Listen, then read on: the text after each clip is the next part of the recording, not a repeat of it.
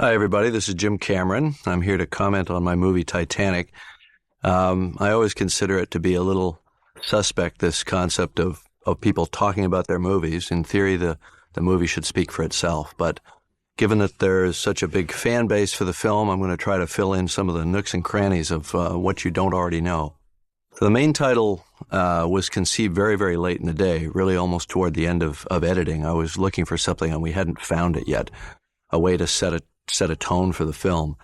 And I sort of had a panic attack that the paths that we were traveling down weren't really working. So I kind of stayed up all night, and one bottle of tequila, and 20 hours later, I'd sort of cobbled together this opening. And I took the most upbeat and happy scenes in the film and stepped them out to make them look like archival footage, and then put the saddest music cue that James Horner had composed with those images. So you get this interesting cognitive dissonance.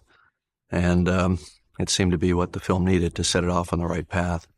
Now, these are model shots of the Mir submersibles that are actually shot in smoke, not underwater, by Digital Domain.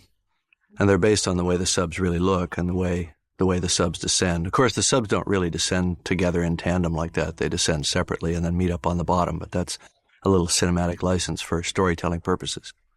Now, this is also shot in smoke. It looks pretty darn real to me. I've spent a lot of time in those subs. This is real sonar of Titanic. And this is an image of Titanic's bow appearing out of the gloom that's simulated by model, but looks pretty much the way it really looks. Okay, take her up and over the bow rail. The pilot there, who's not speaking, next to Bill Paxton, is Dr. Anatoly Sagalevich, and he's a real Mir pilot. In fact, he invented the Mir submersibles. These are real shots of the wreck,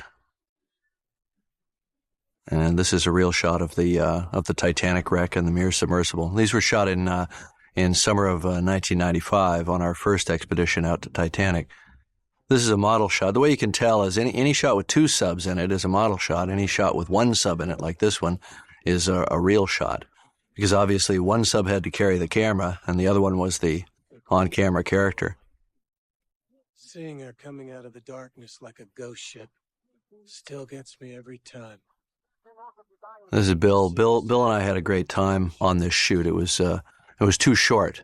We had so much fun, we had to go out and do it again. And this is Louis Abernathy, also a good friend of mine.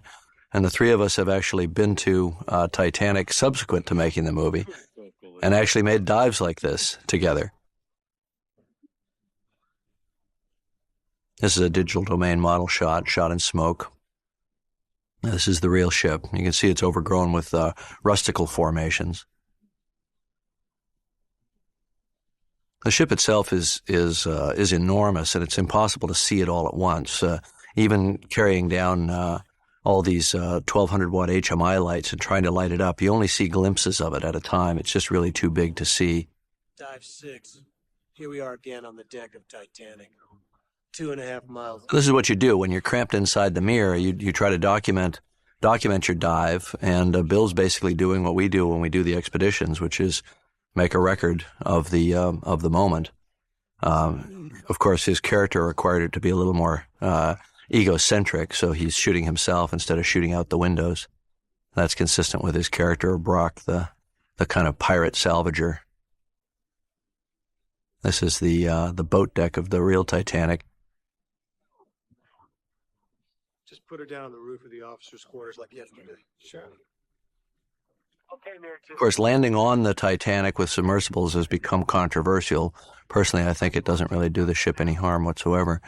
Here comes Snoop Dogg, our vehicle that we built for the movie. So here we actually decided to build a remotely operated underwater vehicle for the making of the film and take it to Titanic and use it as an on-camera prop, and it actually functioned pretty well. Okay, drop down and go into the first-class gangway door. I want you guys. Now, we used one vehicle to represent two vehicles in this sequence. So we have one Snoop going in the D-deck door and another one going down the grand staircase. This is real footage from inside Titanic. The first footage from inside the wreck ever captured. We did that in '95 on our last dive, and this is simulated in a tank. Dogs on move. We're headed down the stairwell. This is the same Snoop Dogg pretending to be another Snoop Dogg heading down the stairwell. Rope cabin. Get in there. Get in there. And this is real footage here of the ROV going into Titanic at the D-deck level. And this is our best guess of what we thought it would look like inside there, and it turned out to be pretty darn accurate. When we went back in 2001, we got images very much like this. The boot and the eyeglasses are things that were actually found by other expeditions in the debris field. We simulated them here. These are simulated shots. Robert Ballard, who found the wreck, actually saw a porcelain doll's head very much like that in the debris field.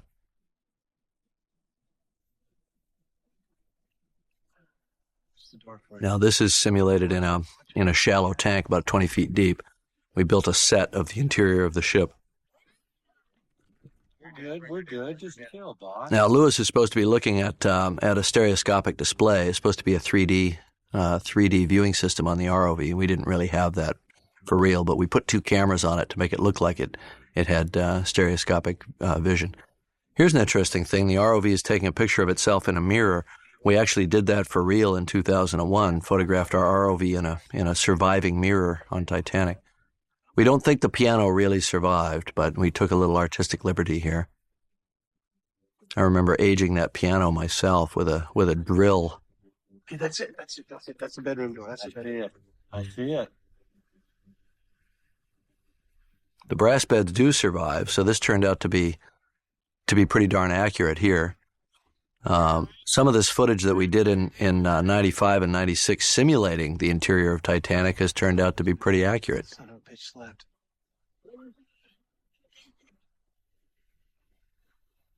This bathtub was based on photos of Captain E.J. Smith's bathtub, which the bathtubs survived pretty well, obviously, because they're porcelain-coated metal. They seem to be in pretty good shape.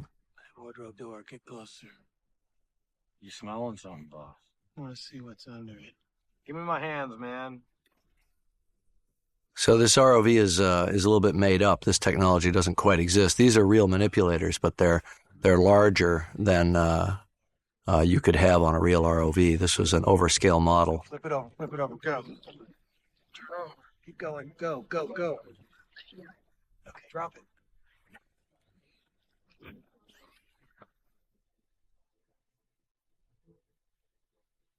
Now, they have found safes that have fallen out of Titanic. So far, they've never recovered any valuables from these safes. They've either been empty or the back has been corroded out and everything's fallen out.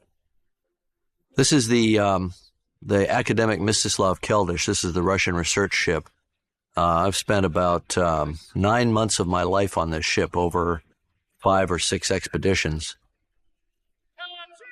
These folks are good friends of mine. These scenes actually, even though these were shot after I'd only done 1 expedition, these scenes really capture the camaraderie, the feeling of exultation that you get when you do manage to bring something back from the depths. And in our case, we're only taking pictures, but these guys are salvagers. So we tried to show kind of how rough they are as salvagers on things that would have great value as historical artifacts, because all Brock cares about is the diamond. So he's taking out things that would be of great value to historians and just throwing it aside to look for his diamond. We were doing that quite consciously at the time to show that, he wasn't a responsible archaeologist. He was just a salvager, a treasure hunter. And one of the motifs of the film is that, the real treasure is your personal experiences in your life, not monetary wealth. And so we're setting Brock up as a guy who will never understand that.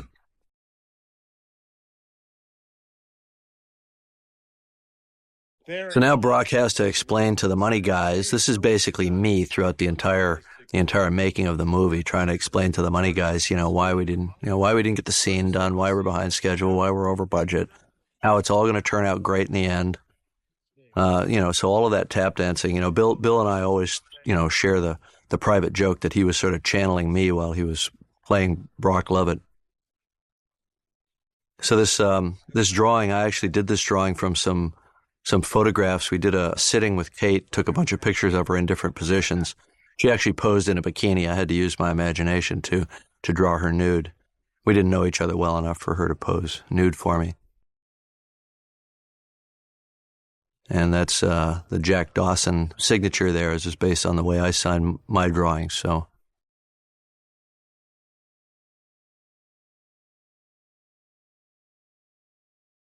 this is Susie Amos playing Rose's granddaughter.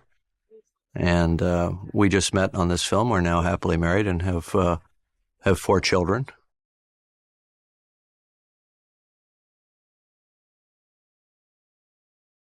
And this, of course, is Gloria Stewart playing Rose. Now, the interesting thing here is that I wanted to find an elderly actress to play Rose, but of course I couldn't really work with somebody who was 100 years old.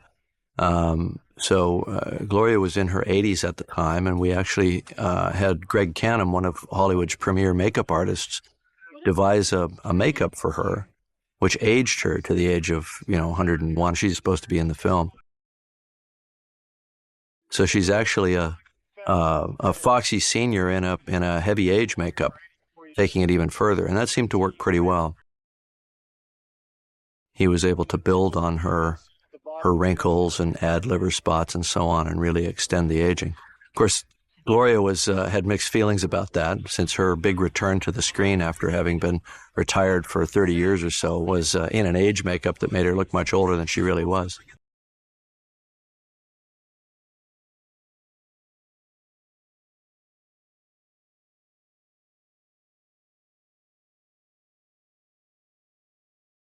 This is all based on reality. I've spent plenty of time with a satellite phone standing on the deck of the Keldysh trying to talk to somebody on shore. I was hoping that people would understand the time zone difference here and the fact that we were intercutting night and day. I don't recall seeing that in a movie. It's one of those things you don't do, like you don't separate the thunder from the lightning. You put it in sync, even though in reality that's not. It gives the audience some credit for figuring it out. This is a pretty cool helicopter. This is a Sikorsky Cougar. And I remember Gloria didn't want to get into the helicopter. She said, "Do I really have to get in the helicopter?" And I said, "Yes, you do."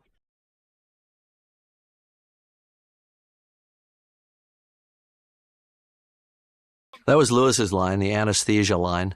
He just made that up. I think he made it up in rehearsal, and I made a note of it and had him do it the same way. Now, the thing you have to remember about Lewis is not an actor. He never had any acting training, never been in front of a camera as an actor before we shot these scenes. He's just a real character. And so I just told him to play himself. In fact, I wrote the character of Lewis based on Lewis. And then I couldn't find anybody to play him. So I called him up at his bar that he owns in Texas and said, "Lewis, you got to play yourself. Can't find anybody to play you." And he said, "All right, if you want to," in his words, "if you want to fuck up your movie by casting me, you go right ahead."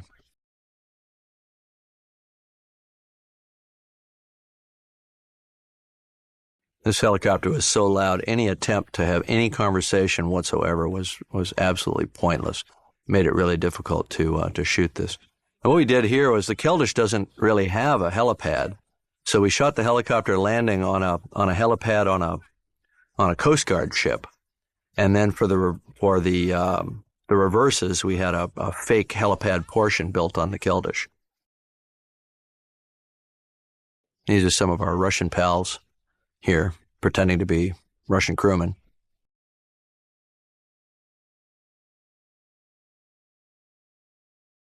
So this stuff was actually shot on board the Keldysh. This is not a set. We just wanted to shoot out the whole sequence right there. So we didn't build a set. We just shot it right in the cabin.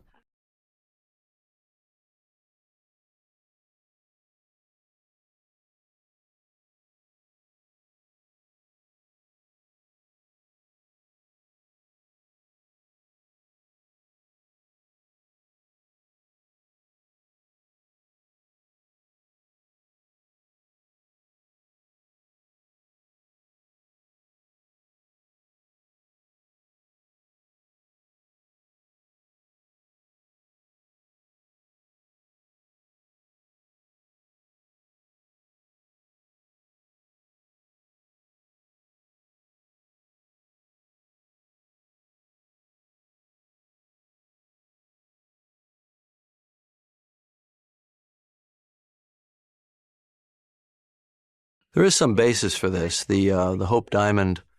Many people have a theory that the blue diamond of the crown, which was owned by I think it was Louis the XVI, was later recut to be the Hope Diamond, and whether it had enough mass to have been recut to be the Hope Diamond and the diamond in our story is questionable, but it creates a good kind of provenance for the story.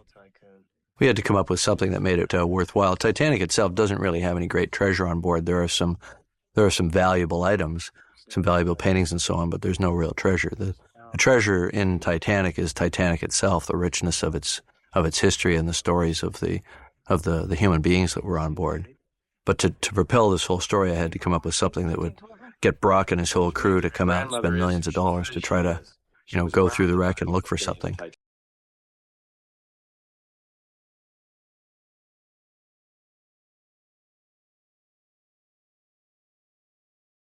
These artifacts are aged based on the way real artifacts that were found in the debris field at Titanic look. And we tried to do as much research as possible when we were making the film and try to give it as much of a basis in reality as possible.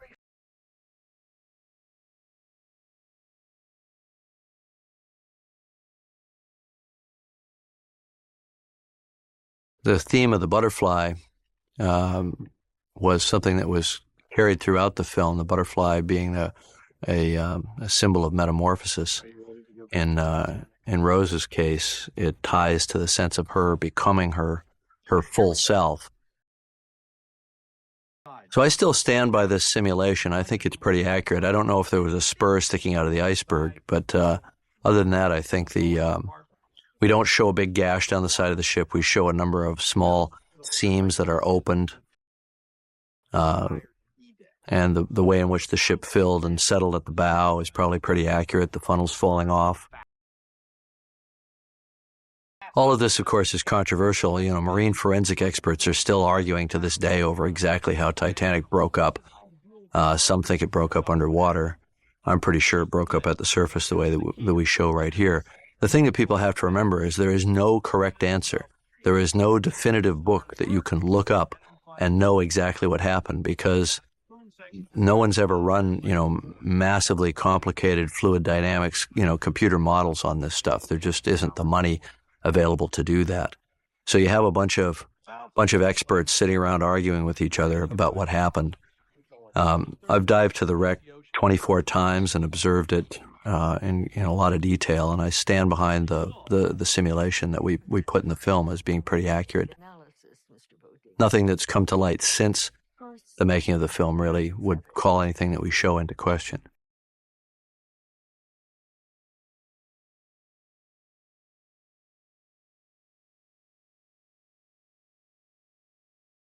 I think Gloria is just phenomenal in these scenes. She really did a great job with her performance. She'd been out of the acting mainstream for decades, and she just fell back into it. She was lovely to work with, a lot of fun, very spirited. She has a real potty mouth, and she's remained a good friend, especially with my wife Susie. They bonded during this shoot and have remained good friends since then. She's one of my favorite people. She does a great job here. Here she's reacting to real footage from inside the real ship.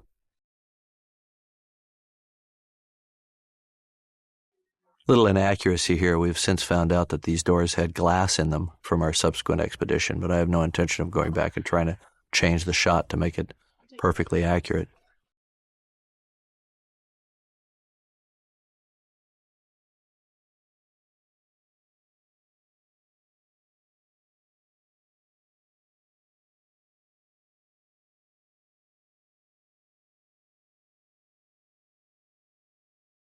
I think this is one of the scenes that we were doing when we all got poisoned by PCP and all had to go to the hospital, shut down shooting for a day, right in the middle of the big reveal of the Titanic here. But we came back the next day and did it. Fortunately, Gloria didn't get any of the poison, so she was okay. So you're in a green screen shot here. You're not really aware of it at the beginning of the shot.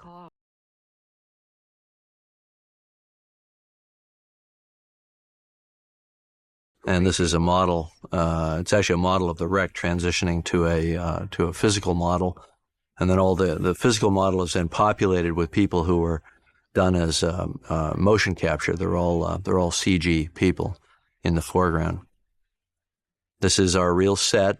No CG added here. Actually, I think the people on the gangway in the background are added in that shot. This is the real set here, and this is the real set without any real digital extension. Same here.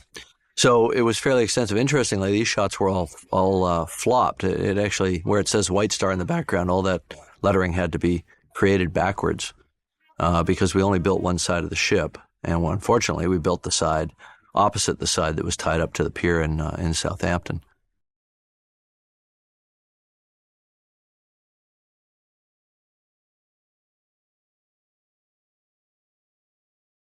This is a car of the period. We made sure that none of the cars that we showed post-dated 1912. I think these are 1911 or 1910 model cars, touring cars.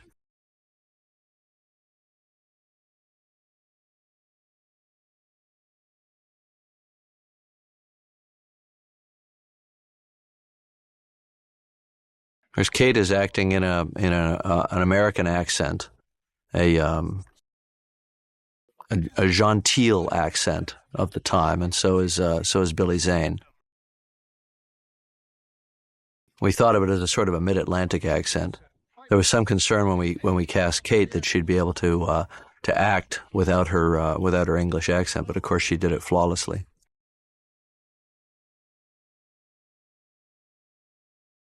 David Warner was just fabulous to work with. He's just such a nice guy, so much fun, very creative. I really enjoyed working with him.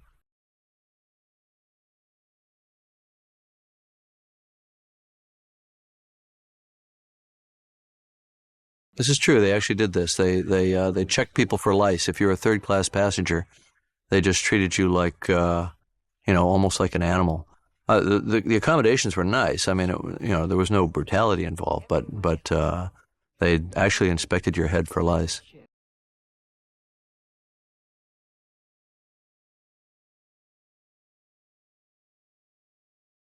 Turns out these doors are not accurate. When we got inside the Titanic a couple of years ago with our robots, we found out that they're not accurate. So theoretically, I should reshoot that scene, but it's not going to happen.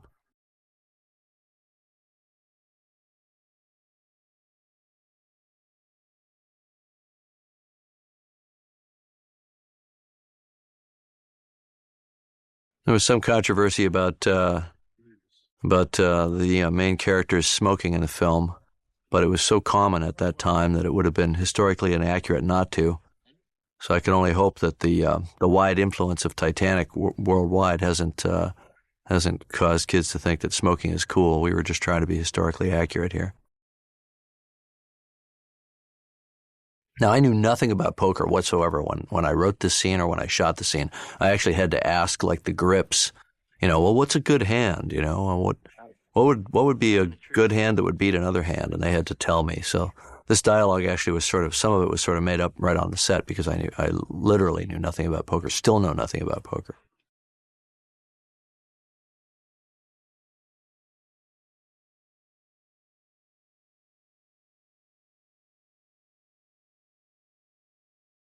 Yeah, I think the key grip, gave me that two-pair thing. Now, Danny Nucci, I thought he was Italian. Turns out he's really, well, he doesn't speak any Italian. He's so far removed from the Italian language. He had to sort of skulk off and learn it himself, and come back. But he convinced me, so I figured if he convinced me, then he'd convince an audience.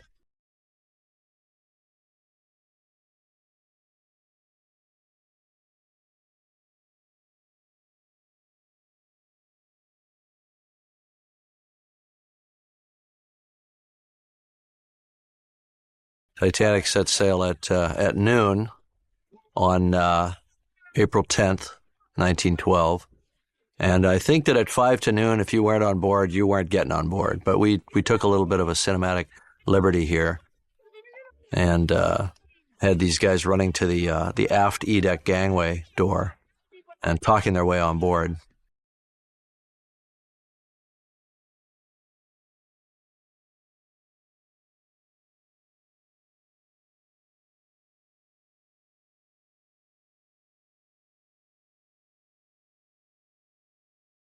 This is 6th Officer Moody. Right.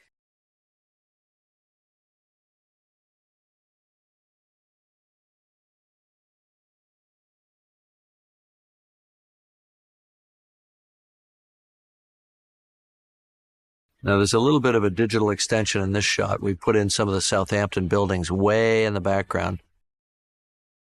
This shot, I think there were like 130 elements in the shot of Titanic getting towed away from the shore. Here's the one where you see the digital extension, the cranes and the sky, I think, are augmented. These are the same shots right here that appear in the main title. Those 3 shots, just in a different order.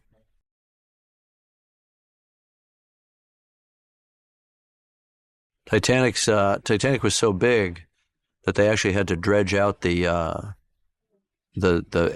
channel next to the pier in order to get it in to that berth in Southampton at the time. It was the biggest ship. Titanic and Olympic were its sister ship were the biggest ships of their time, 48,000 tons. Unfortunately, all the shipping regulations were based on ships of 10,000 tons. And nobody really knew what ships of that size, how they would handle, how they would perform, which is basically why they hit the iceberg in the first place. They didn't know how to turn it quickly enough. This is Jeanette Goldstein. She played Vasquez in Aliens in 1985, and she played John Connor's foster mother in Terminator 2. And she's a friend of mine.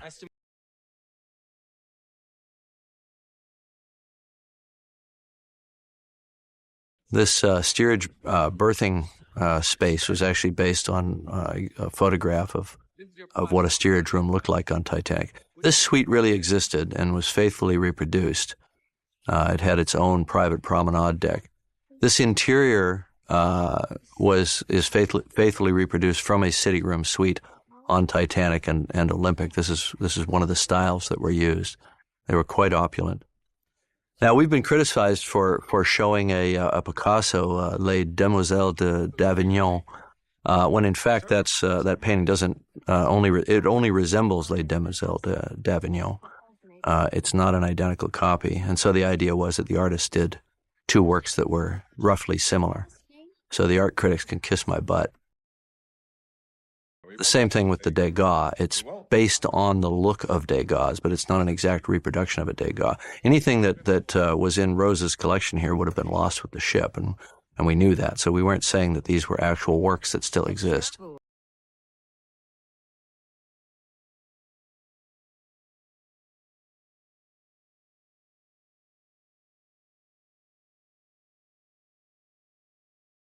Kathy Bates, she doesn't really resemble Molly Brown that much physically, but she sure captures the essence of Molly Brown. This is supposed to be Ireland. I think that's Catalina Island in the background there.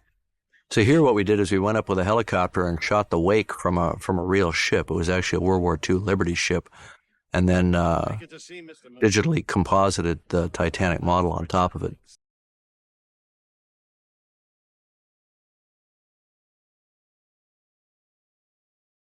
So this is First Officer William Murdoch in the background there. That's me saying all ahead full there. We must have run out of voice talent there toward the end of the post-production.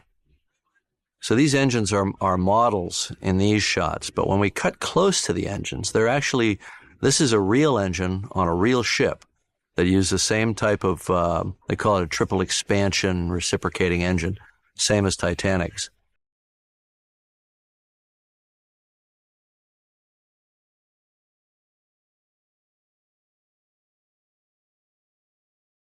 So what we did was we took a real ship's engine and treated it as a model. All the men were added later because the engine that we used was only about 1/3 the size of the ones on Titanic.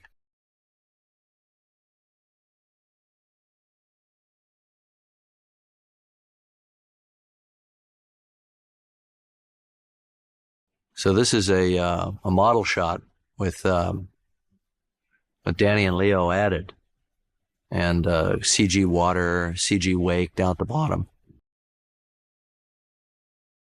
This is a big, expensive model shot. The idea of CG water was relatively new when we were doing Titanic, and the idea of doing all these CG extras was very new. So all these extras were all basically CG figures that were captured using motion capture. This was a fairly new idea at the time. Of course, it's being used extensively now. This is probably my favorite sequence in the film.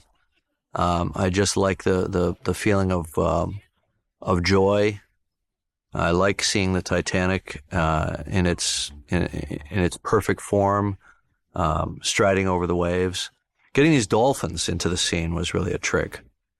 Dolphins are known to ride the bow wave of ships, large and small ships. This shot right here was actually a U.S. Navy cruiser, and we took the cruiser out and put the Titanic in its place. It was a dolphin riding the bow wave of a cruiser.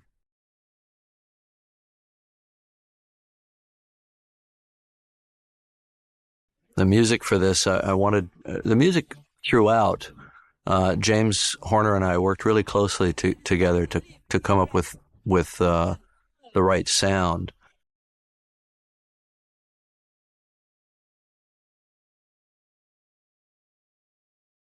Of course, I took a lot of flack for this line, but I think the fans understood that I was just trying to express my joy at the moment. You know, if you think about what Jack's saying here is, you know, I don't have a dime in my pocket, but it doesn't matter. I'm happy right now in this moment, and that's what I was trying to express at the Academy Awards, not some sense of triumph. But this shot right here, this was a very expensive shot. I think we spent $1 million on this shot, which of course you could do it for probably a tenth of that right now, because all the techniques are now well understood. But at the time, we were making this stuff up from scratch, and it also took a long time. I remember it taking like 6 months. Still a pretty shot, though. This is J. Bruce Ismay, who was the owner of the ship. He was actually the owner of the entire steamship line, the White Star Line.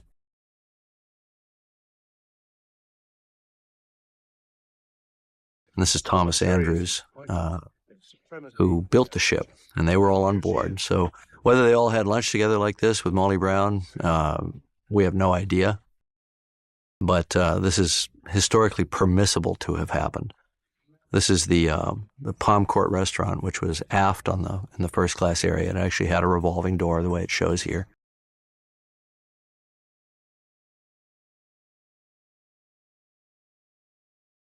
I mean, you already hate this guy just because he orders for her.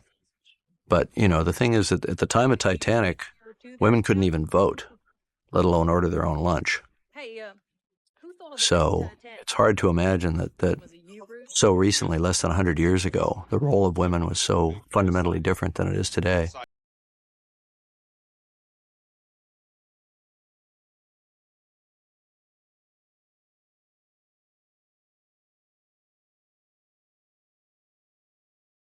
Well, I was given sole credit on the script, but actually there was a contributor who was uncredited because we only wound up with a couple of his lines. But one of his lines, this Freud line, he wound up a couple of his lines still survived, including the Freud line.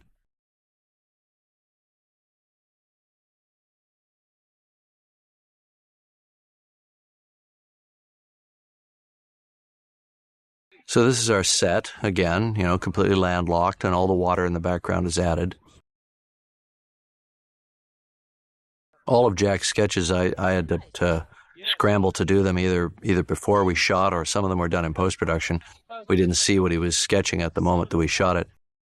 This black French bulldog here still lives with me. His name's Thierry. I sort of adopted him on the set, and then didn't want to part with him at the end of shooting.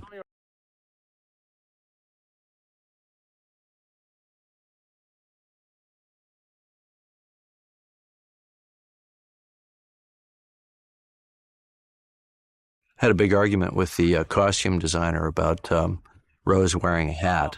She had this really silly yellow hat, and she just didn't look like a princess on a balcony wearing this stupid 1912 hat. So I said, she's not wearing the hat. The costume designer said, well, no woman would go outside in 1912 without a hat. I said, she's just rebelled against everyone in her life. I think it's permissible that she's not going to put on a hat. So anyway, I remember throwing the hat off the set, and it sailed down into the ocean. And that was the end of the argument.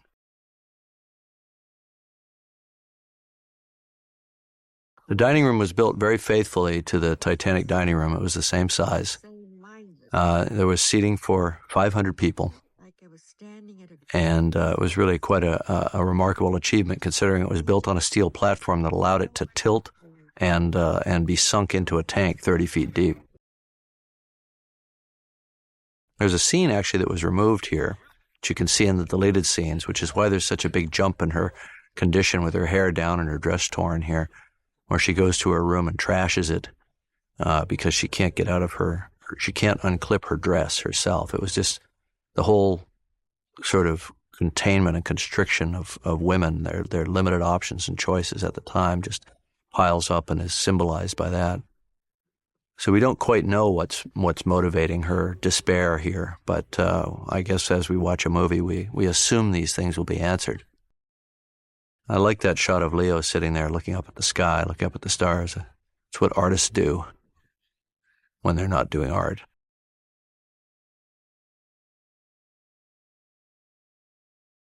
If you think about it, it's kind of a risky proposition to be telling a story, a romantic story, where the two people meet in the middle of an attempted suicide. But that's what happens here.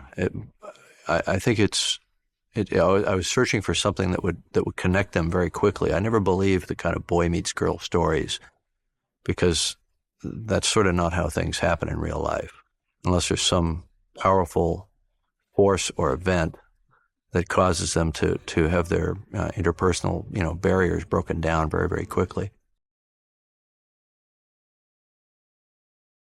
This scene was shot, I think, 3 different times on different sets. One high up in the air where Kate was literally 90 feet above the ground. And, a shot like this was done over a green screen, for example.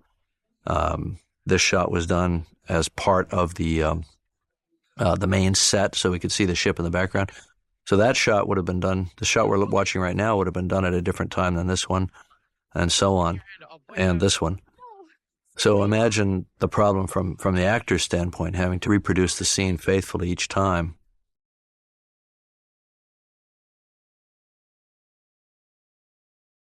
So he's just kind of easing toward her.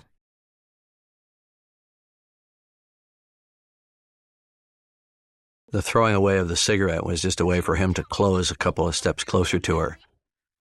He's thinking through the whole process here, which I like.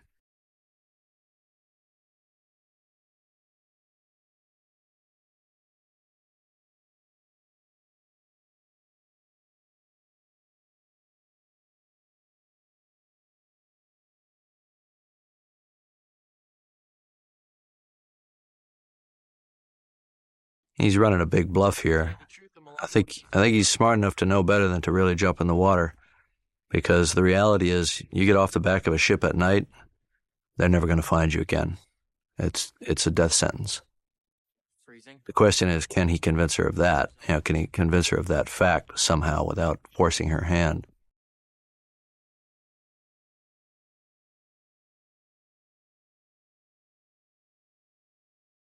Now, he's going to mention Lake Wissota here in a second. Apparently Lake Wissota was a man-made lake created much later than 1912 and didn't exist at the time.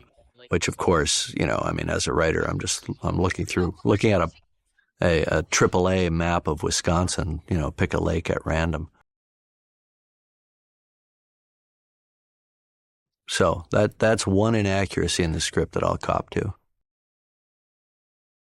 Now, I grew up in Canada, and I've fallen through plenty of thin ice sometimes while ice fishing, and what he describes is pretty darn accurate. I figured if I placed him as coming from a a northern climate, he'd appreciate what being in freezing water was like. And if he'd had some experience with it, it would increase his chances of survival later at the end of the film. So we're basically, in this scene, we're kind of running a simulation for the end of the movie where they actually confront this and have to survive in conditions of extreme hypothermia.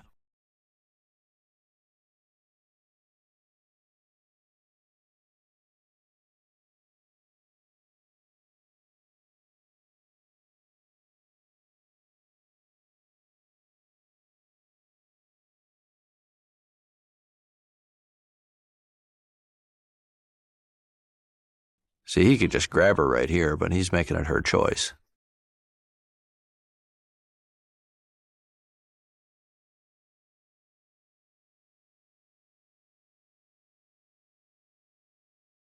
So the beading on all the dresses were beaded in those days. They really love that ornamentation. And of course, it's the beading that almost kills her as she steps up onto the railing. This is a visual effects shot where we took a live action foreground and then digitally composited the wake from a real ship. And you can see here how high the set was.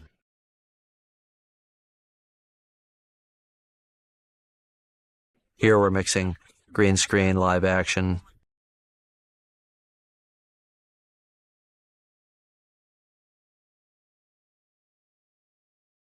That's a green screen shot there.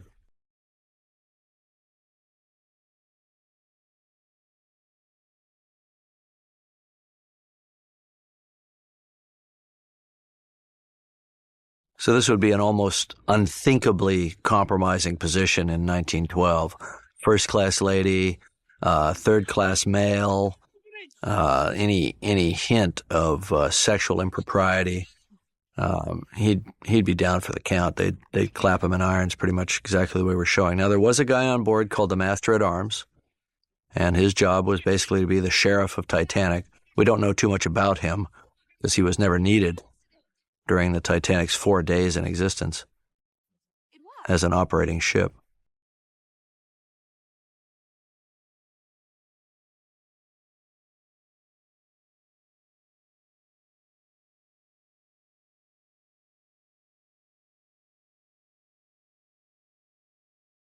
I like the way when she wants to, she can pose as the dumb woman who doesn't understand machinery. And of course, they promptly buy that.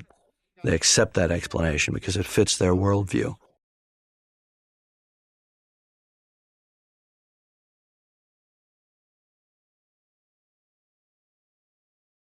So this actor here, this is Bernard Fox. He's playing Colonel Archibald Gracie, who was a survivor of Titanic.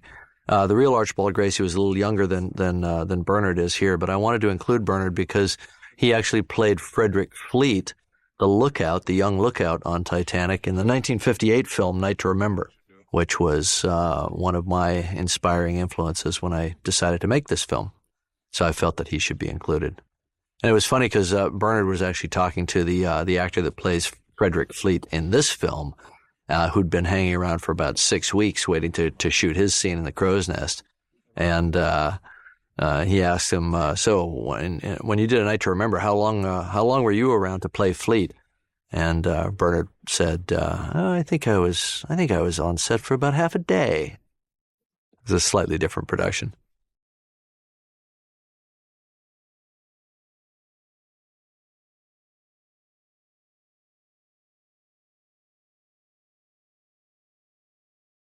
Everybody smoked in those days. Certainly the men did.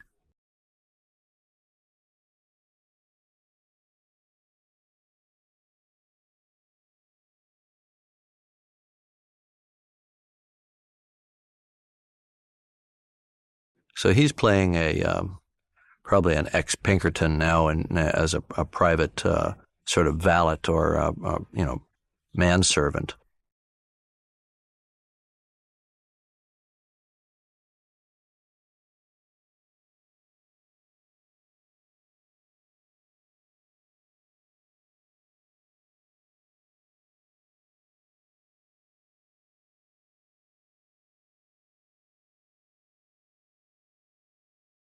I like the way he just like slams her music box shut without thinking. Yeah, Cal's always stopping her music. Now there are blue diamonds, and they do look like that.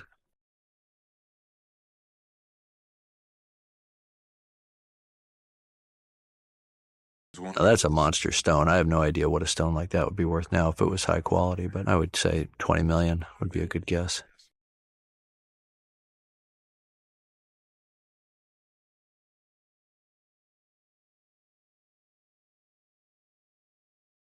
It was a fine line for her to walk there in that performance. On the line, it's overwhelming. How to not appear to break the flow of his monologue.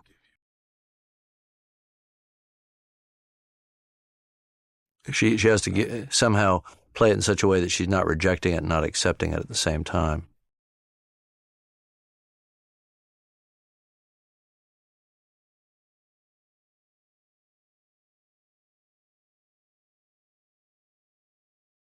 It's like an anchor around her neck.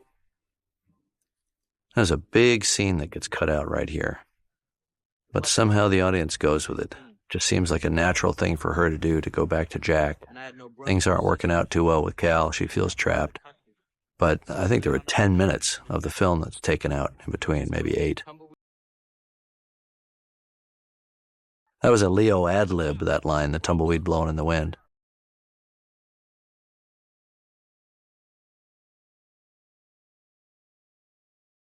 So this is not a digitally augmented shot. That's the real ocean out there. We built our set adjacent to the ocean up on a bluff down in Baja at Rosarito Beach, Mexico. And we had to pick our camera positions very carefully so we didn't see rocks or the nearby town or whatever, but it actually worked pretty well. The Titanic was so high above the water that a sense of the motion moving by you wouldn't necessarily have gotten.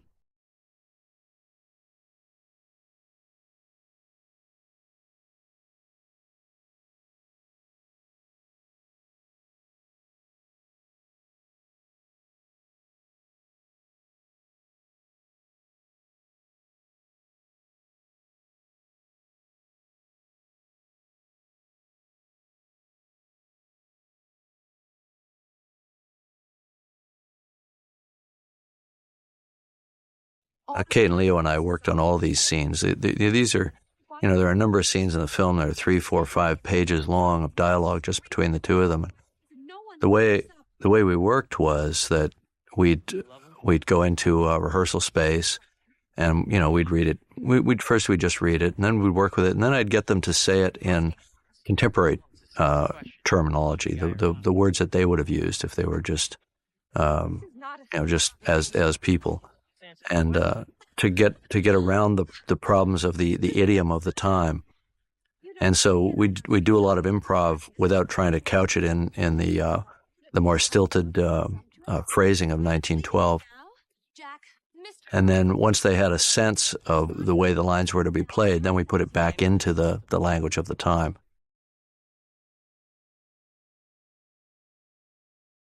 And that seemed to be a process that worked pretty well for them. Now, I had 2 separate linguistic historians vet the script and scan it for any anachronisms. So there are certain things in the script that people have said feel anachronistic when in fact they're not.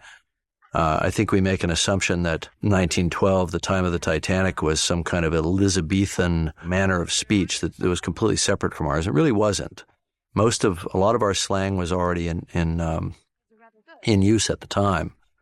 So I was trying to not make it more contemporary than it was, but just make it of that time.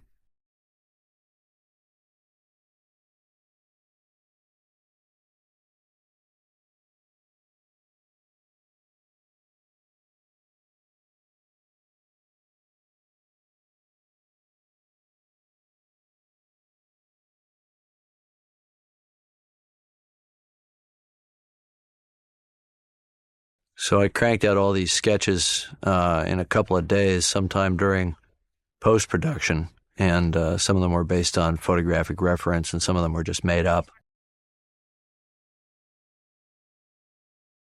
The bit about the one-legged prostitute, I actually drew a one-legged prostitute, but we don't see her. It actually seemed to be one of those things that was better left to the imagination. So I cut that out.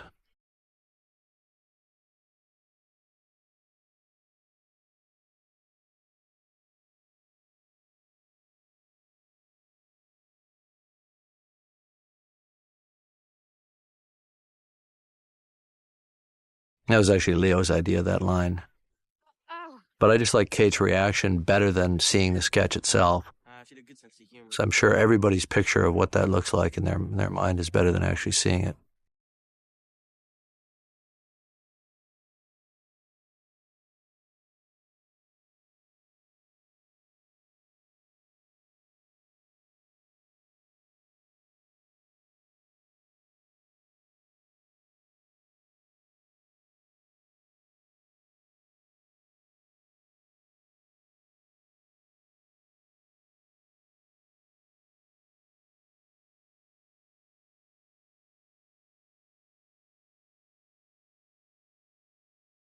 So here we see the first-class reception area, and we've got some first-class ladies taking tea, including Rose's mom.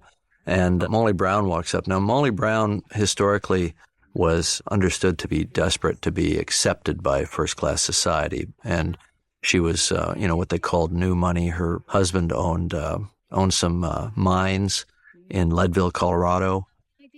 And, she was never quite accepted. She was a little coarse in her speech, and we love Molly because she did not suffer a fool gladly, and she didn't put up with all their social foibles. Now, this is Captain Smith and J. Bruce Ismay, who owns the ship, and they were overheard to be talking, in more or less the way we show it here. It's thought that Ismay actually did put some subtle pressure on the captain to speed up. Not that they could set any world speed records with a ship the size of Titanic, but by coming into New York a little bit early, surprising the press, they could get some headlines. They could remind people that Titanic was not only big but fast for its size, and he wanted attention. He was a showman, and he certainly got attention.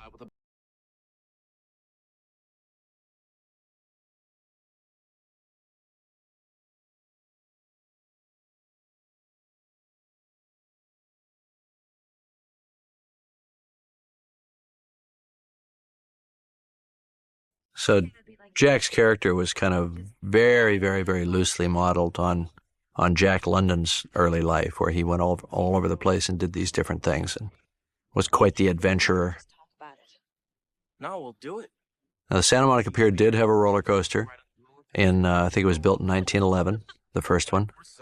So there's some historical research was done here.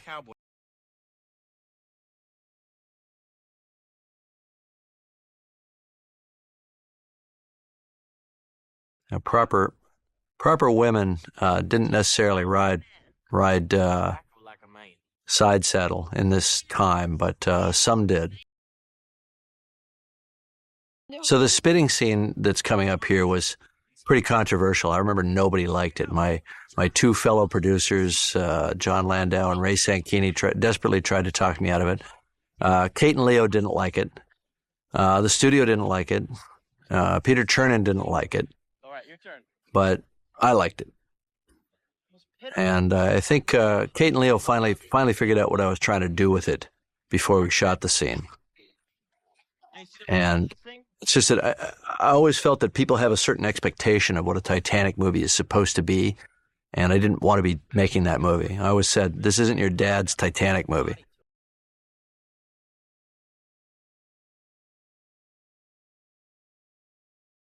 And when he's standing there in front of Rose's mom with a big, goober hanging out of his mouth, it works. The audience is right there. They get it, because everybody has embarrassed themselves against a boyfriend or girlfriend's parents in some way, and they get it. They get that social moment. So now you're there. You're in that moment. The time machine has worked to put you on the deck of Titanic.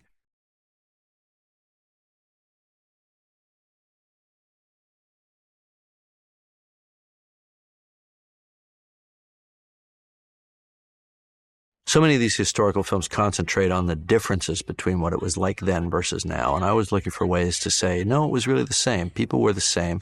They had the same feelings. They had the same emotions. Because if you can't do that, then the audience isn't there. They're not on the ship. And our whole objective was to put them on the ship.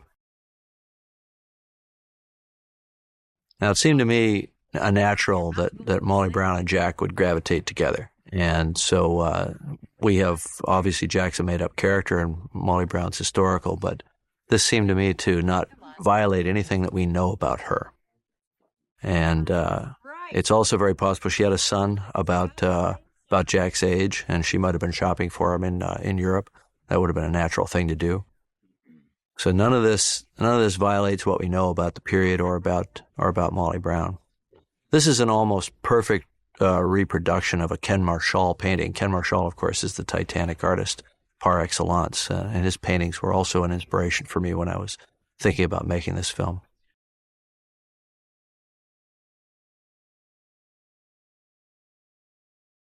So this was probably the most beautiful place on the ship, the grand staircase. This is at the boat deck level. This dome really existed exactly as we recreated it here. And this clock with these figures of honor and glory. It was called the Honor and Glory clock. And this cherub here. This cherub has actually been recovered, and it's in a museum someplace now, recovered from the debris field of the wreck. So it was all new territory for me, dealing with the etiquette and social mores of the times. So we hired an etiquette coach, and she helped me as well as all of the extras and actors with the walk, or the way the men would escort a lady, the way they would comport themselves, what fork they would use, in what order, that sort of thing, pulling out chairs and so on. We had to really capture the formality of Titanic because the first-class passengers really were into the formality, and it was really normal for them to change wardrobe maybe 3 or 4 times a day, and certainly dressing for dinner was a big deal.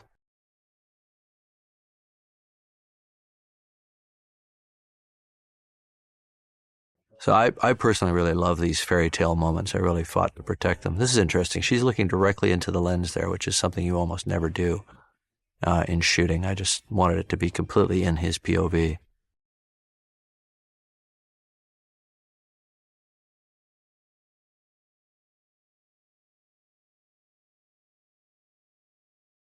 Kate's absolutely luminous in all these scenes.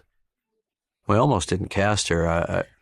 She had done so many period parts that it seemed kind of like lazy casting to me to cast Kate, because she was already known as Corset Kate at the time, and I wanted to have in a sense a more creative casting solution, but I just couldn't resist her. I just thought she was fabulous. We did an extensive screen test, and she was just so perfect, and of course we never regretted that decision.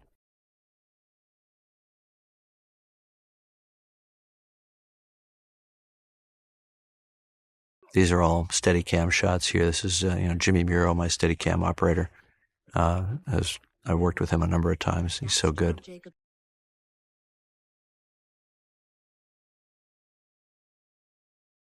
This is all historically accurate. Madeline Astor was, I think, 19 at the time of the voyage, and she was 5 months pregnant.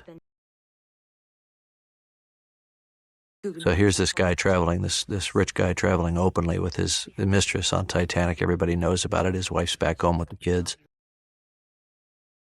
And the Duff Gordons were on board, Sir Cosmo and Lady Lucille Duff Gordon, and she was a quite well-known fashion designer at the time. Certainly. And she did design naughty lingerie.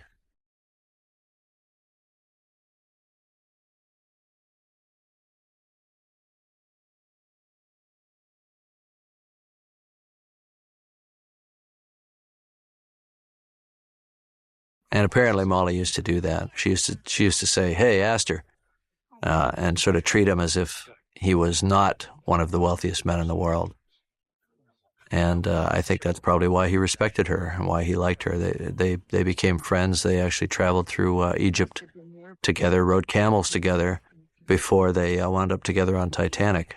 Astor, of course, died in the sinking. His wife, Madeline, survived, and Molly Brown survived and became a legend as a result.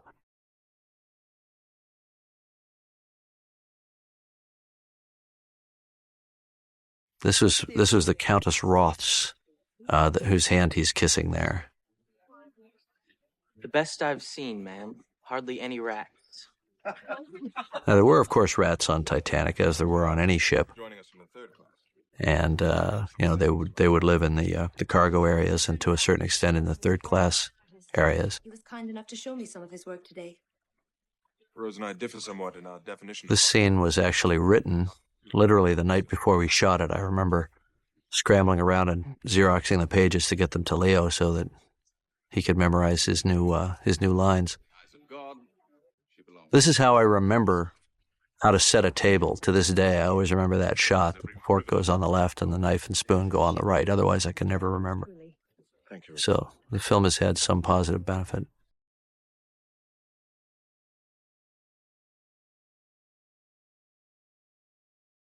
Then, we played with this scene in rehearsal, and I was never 100% satisfied with it. So I literally stayed up late the night before and wrote this, including this speech here. Mr. Travel. I work my way from place. We were trying to capture something, Tramp steamers and such. and to me, the script is a work in progress right up until the moment that it gets laid down on film, and then I never look back, at least not until the editing process.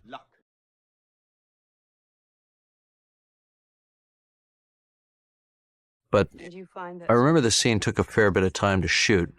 We spent a lot of time rehearsing on the set with the new dialogue, and I think modified it even a little bit since then, because we were trying to get all these subtle undercurrents, the disapproval of the mother, the competition with Cal, the attraction between him and Rose, and his own kind of reliance on his own personal philosophy of life, and the way in which he can somehow be rude and crash through all their rules at the same time that he utterly charms the table.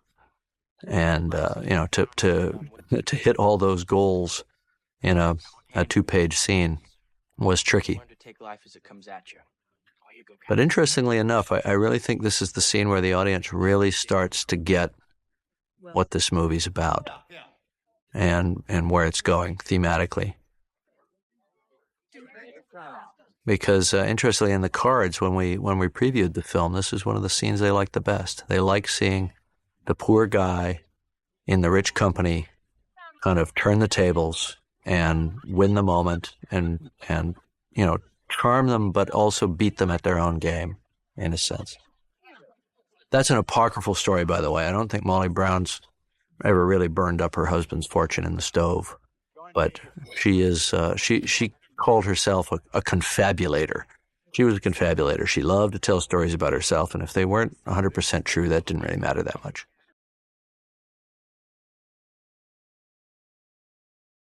Of course, the great divide between men and women that existed at this time is exemplified here as the men sort of all retreat to take care of the business of the world, while the women are just supposed to kind of retire and go, read poetry someplace. And Jack, being much more of a modern guy, would rather hang with the girls.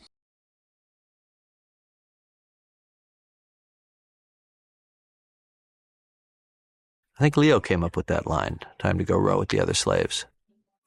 I had something lame there, like, time to, turn back into a pumpkin or something, and he came up with that, which I thought perfectly expressed the kind of class difference. It was a nice collaboration, I thought. Kate came up with some nice stuff, Leo came up with some nice stuff that integrated smoothly.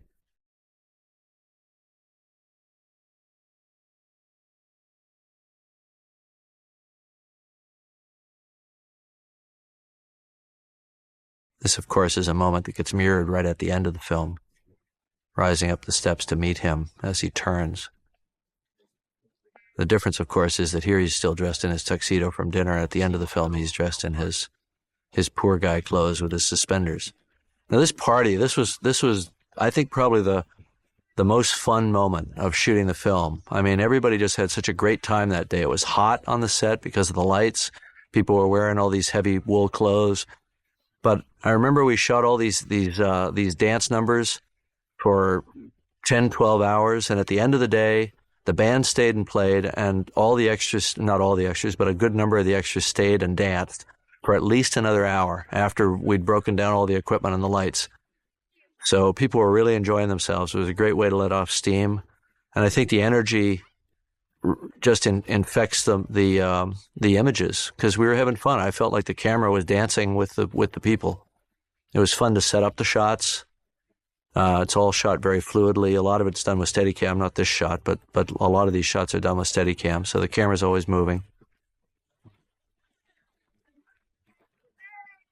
And of course, we had a dance instructor to get people dancing correctly with the folk dances.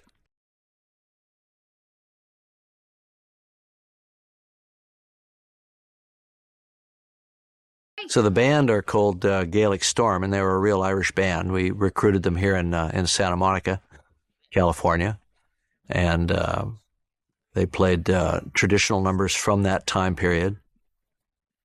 And I'm told the technical term for this dance step is a polka. So I love the fact that, we have this movie that's wildly popular around the world, and the big dance scene is a polka.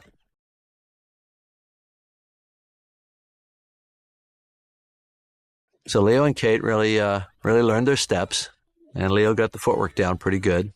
Neither one of them had done really any dance scenes before.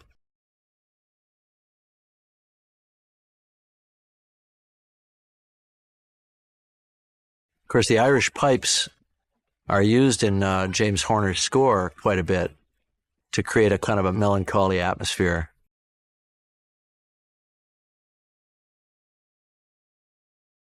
And that Celtic influence in the score was based on the fact that there were so many Irish immigrants on board Titanic. The ship was built in Ireland.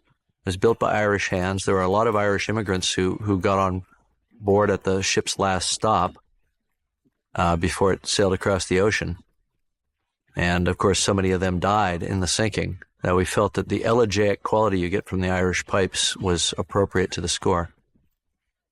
I think you can really feel how much fun we're having when we're shooting this scene. And you don't really realize how much the cinematic energy has built up until the cut to the smoking room, the first-class smoke room or smoking lounge.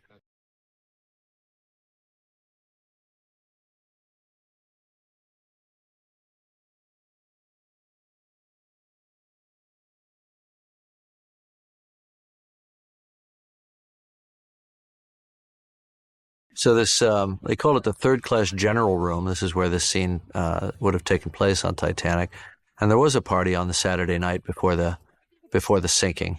This would have been April 13th, 1912. And there was a party there that night. And people would have, drank beer the way we're showing. People from all different nationalities, Swedish, Norwegian, Middle Eastern, people from all over Europe. All these different cultures mixing. It must have been really interesting and such a hopeful thing for them. They're going to America, to a new life.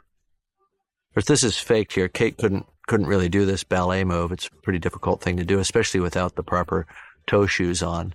We had a dancer come in and double for her feet. In the wide shot, she's being held up by a wire, and she actually did go up on point, but not with her full weight.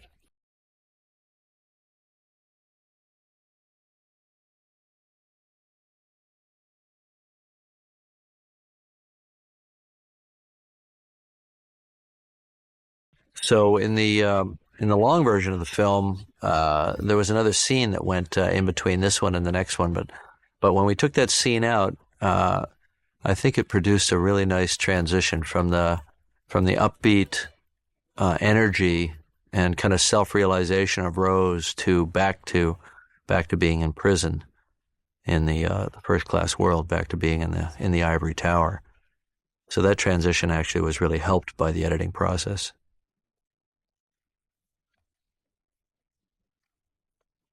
I really love the lighting in this scene. This was one of the first scenes that we shot, actually, of the 1912 scenes. we'd shot all the present day stuff first, and this was, I think, the very first scene that we shot in 1912. And Russ Carpenter really did just a gorgeous job with it. The mix of colors, there's a little bit of cool fill in Rose's face, and everything is sort of lit by bouncing sunlight. He's not in direct sun. I think it's all just they just did a great job with it. I remember Billy always had a hard time with the ramp up there, with the getting to losing his temper. It didn't feel natural to him, but I think he eventually pulled it off pretty well.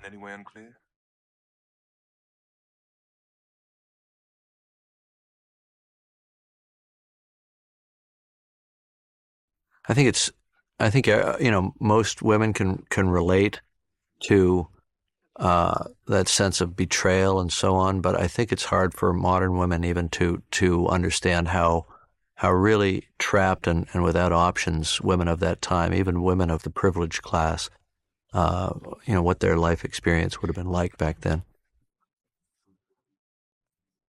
Interestingly, this scene was written that Rose was actually tightening her mother's corset, and it really just occurred to me, just literally right before we shot it, I think maybe the night before, that it made so much more sense for it to be the other way around, because then it really comes to the corset, of course, was meant to symbolize, the sense of entrapment and the lengths that women would go to conform to the way men viewed the world. I mean, the corset was not something they chose for themselves. It was something men encouraged them to use.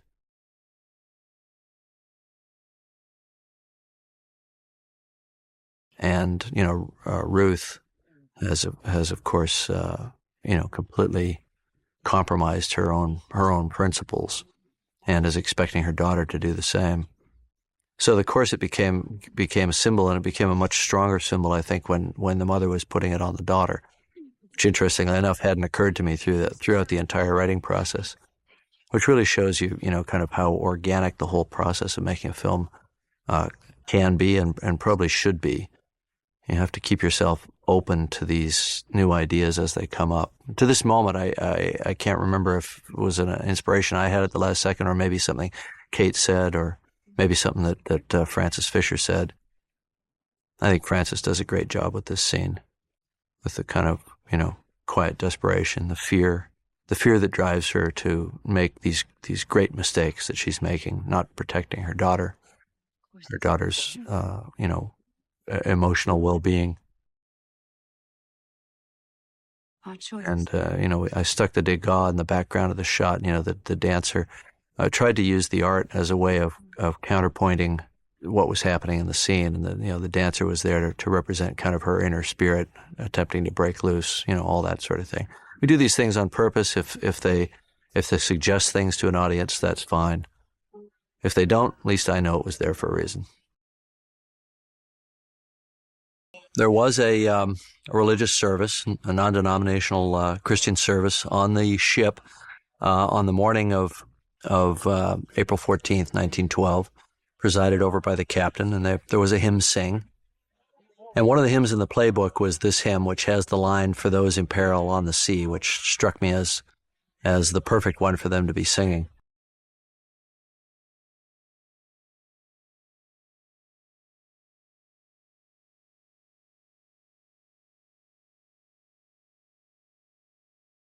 Now, Thomas Andrews, who we see here, was known to have always restlessly been around the ship with his notebook looking for ways to improve it. He was a real perfectionist. I guess maybe that's why I could relate to his character, but he's a guy who built this amazing ship. It was completely a creature of his imagination as an engineer and as a great ship designer.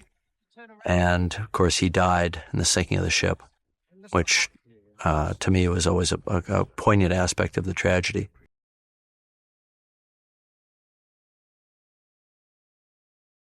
Well, of course, here you see the doors of first-class society slamming shut in the poor guy's face.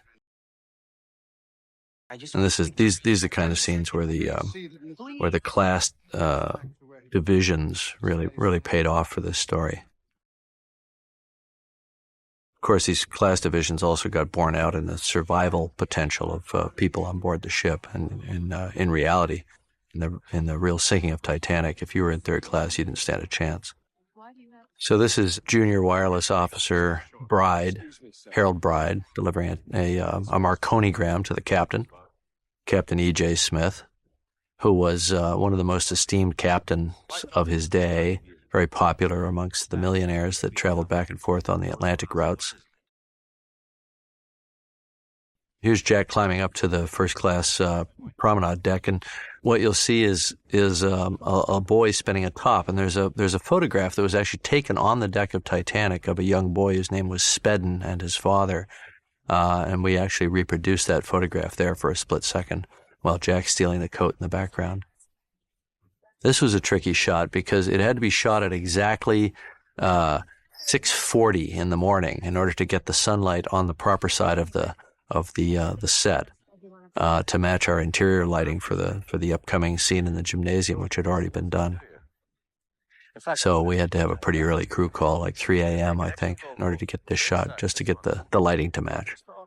So we were trying to make it look right. So Thomas Andrews here, it struck me that Rose, with her intelligence and her observational abilities, would be a natural to gravitate to Andrews and to understand him and to respect him and vice versa. So I created a little bit of a relationship there. So he pulls her out of natural sunlight into a set. This is a set, of course.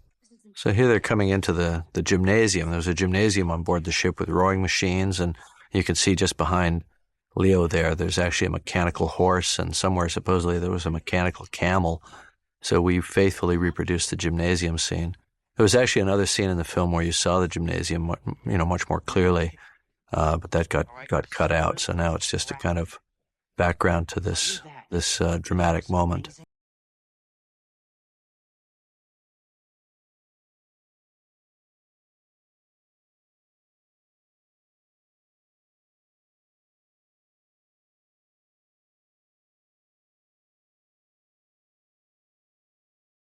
These are tough scenes, I think, from a writing standpoint and from an acting standpoint. You're trying to collapse a whole relationship down into a few moments. They've been torn apart by these social forces. It seems like a hopeless situation. You see her struggling against that, and all of these things. I think it's hard for the actors to find something natural in that. Kate and Leo were so great to work with. We did a lot of work in rehearsal.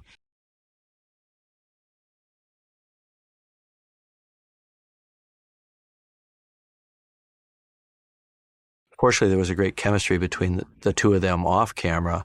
They really got to be good pals on this film, and they were constantly hanging out and smoking cigarettes together and joking, and it was very easy for them, I think, to work together in these kind of moments. The beautiful thing about Kate and Leo also is that they both improved take after take after take, and sometimes you have a problem between actors where one will peak out on take one or two, and the other one won't really be getting good until take 6 or 7, and you never really get a good chemistry in the scene. But that wasn't the case with them. That's a model, by the way. I promised the studio I was not going to build the first-class lounge, and so we didn't as a set. We built it as a model and did a composite scene, which probably cost more than if we had just built the set, but promise is a promise.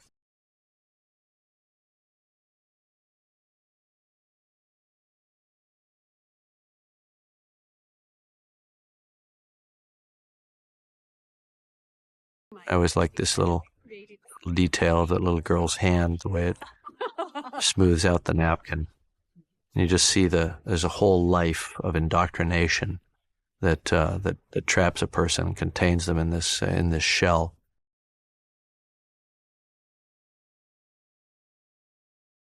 This scene was shot in a bunch of different pieces, different backgrounds, some visual effects, and so on. It was a tricky scene to do, but of course it builds up to the scene where he sort of has her close her eyes and fly at the bow of the ship, and then that leads to the kiss. And that scene was actually done with natural light, that part of it, which is coming up here in a second. And I remember there was a big discussion with the DP and the gaffer, and we were looking at how to get this natural light for this scene. And I said, guys, I think today might be the day. And they said, no. The gaffer looked up at the sky and said, no, this cloud cover is not going to break. And I said, I got a feeling. So we made the move down to the bow of the ship, and this is a real shot here, no augmentation. And the sky just opened up with this glorious rosy light, and Kate came out. She'd been hustled off to change her wardrobe and get her hair fixed, and she came out and saw the sky, and she started shrieking, shoot, shoot, shoot. And there was no rehearsal, no time for a rehearsal. Everything was rushed. Even the center of this shot is a little bit out of focus. But this right here is exactly what God gave us that day. And we managed to get it on the first take. The second take was out of focus. And no rehearsal, just one of those great moments in cinema, in the making of a film where everything comes together. And that didn't happen very often on this film. Usually it was a real uphill fight. But this happened right about in the middle of shooting, and we just felt that we'd been given a little bit of a blessing, I guess. Felt pretty good about this when we saw it in dailies. Now, of course, we then had to go and shoot close-ups like this later, and close-ups like this later, and things like that, and really detail the scene and do all the visual effects and so on. But this shot here is natural. That's real skylight, exactly as it was served to us. And again, maybe the lack of rehearsal gave it a tentative, real quality.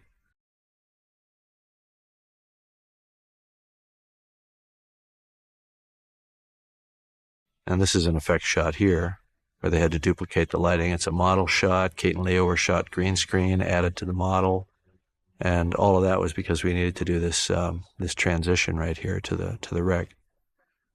I love the way her scarf just kind of holds on, like the ghost of a scarf fading away.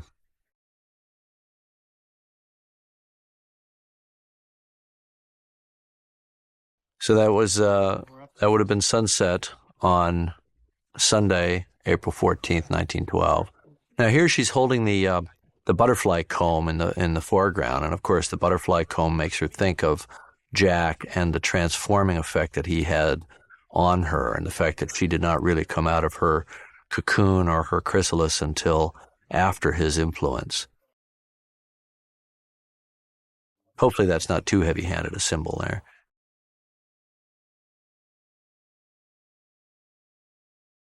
I always like this transformation. I think the effects guys did a really nice job on it, taking us back through time.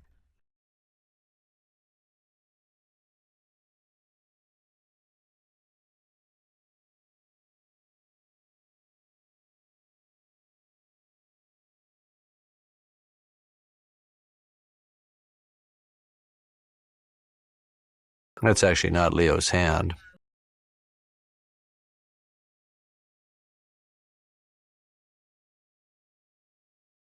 Okay, so we're throwing a little doubt in your mind here by having him kind of scoping out the place, since later he's going to be accused of stealing this diamond.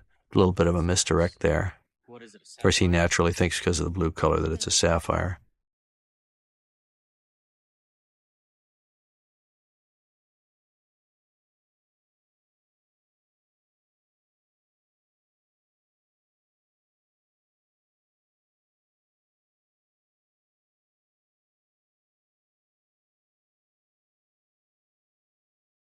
Okay, so she's making her big move. I don't think she necessarily sees this as a move to seduce him. In fact, I think quite the opposite. She is aspiring to meet his level of kind of bohemian freedom. She wants to feel like she can be, very liberal-minded about the arts and creativity and so on, and so she wants to see him in action as an artist, and she also wants to kind of shed her shell, her cocoon, and do something which is so rebellious against everything that her mother would consider to be proper. So, I think it was intended to work on all those levels, but not intended to be a seduction. And hopefully the audience gets it that way, even though, of course, he doesn't quite see it that way. He's the dispassionate doctor who's suddenly working on a patient where he's emotionally involved. And, I think he prides himself as an artist on being able to look at naked women and not be affected. But how can he not be affected in this situation? So he's a little,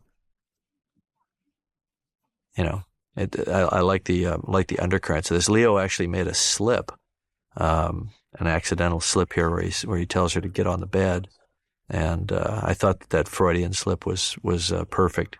The line literally was "get on the couch," and he said "get on the bed." I mean couch, and that was just his Freudian slip in the moment that I thought worked well. Eyes to me, one me. Now he's going to start drawing here, and he draws with his right hand, and I was hoping that Leo might be able to do a few lines of the drawing, but as great an artist as he is as an actor, it turned out that he didn't have a whole lot of talent for drawing. So this is my hand here. I had to actually wind up doing the drawing. Now the problem is I'm left-handed, so all these shots were done in mirror image essentially. So I had to redraw the drawing in a mirror image of the way it appears in the film, and then we just flop the film. So I'm drawing with my left hand. I can't draw at all with my right hand. So, but I'm simulating Leo drawing with his right hand. So anyway, somehow we got it all to work eventually, and somehow my 41-year-old hand at the time nobody seems to question that it's his 19-year-old hand. The music here is interesting too. James Horner delivered me something called Sketch, so I naturally assumed it went with this scene, and I stuck it with this scene, and it worked beautifully, and it didn't fit sync very well. I had to slide it around until I found a good sync point, which is when his eyes come up in that glance at her. Turns out later, I called him up and said, "Hey, this for the sketching scene, this cue is great." And he said, "What? I haven't done that yet." And it turned out that what he had sent me was a piano sketch for a different scene. And I said, "Well, as far as I'm concerned, it's done." And he said, "It can't be done. That's me playing the piano."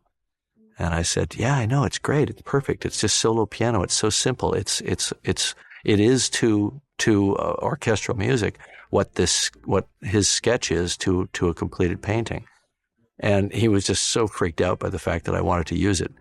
And it's actually him performing on the piano here, not even realizing that it's going to become the final music.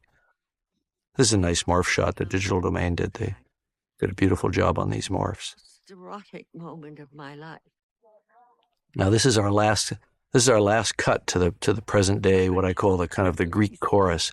I sort of imagined that this mechanism of cutting to the present day would carry through and explain aspects of the syncing that might be hard for people to understand, but it turns out to be the last time we used it, and the audience doesn't seem to miss it. Now, there is good historical precedent for objects for paper that's contained within leather to be perfectly preserved in the ruins of Titanic.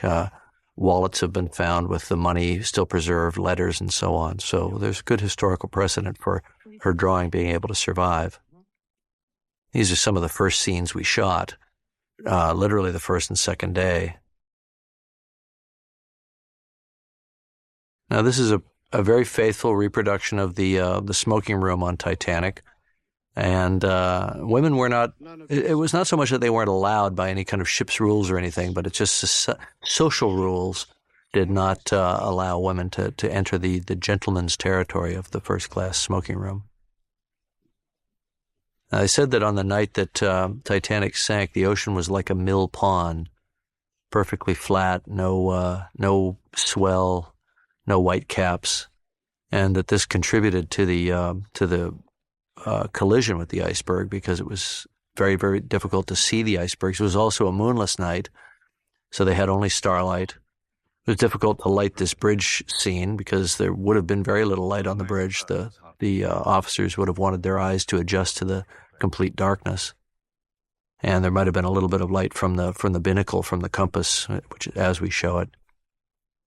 But what they're talking about is that without the swells hitting the base of the icebergs, there would be no white water to actually help see the icebergs, and that'd be difficult. So it would have been getting really cold about this time. They would have been, they noticed a sharp drop in temperature as they got close to the ice field. They didn't know they were approaching an ice field. The passengers certainly didn't.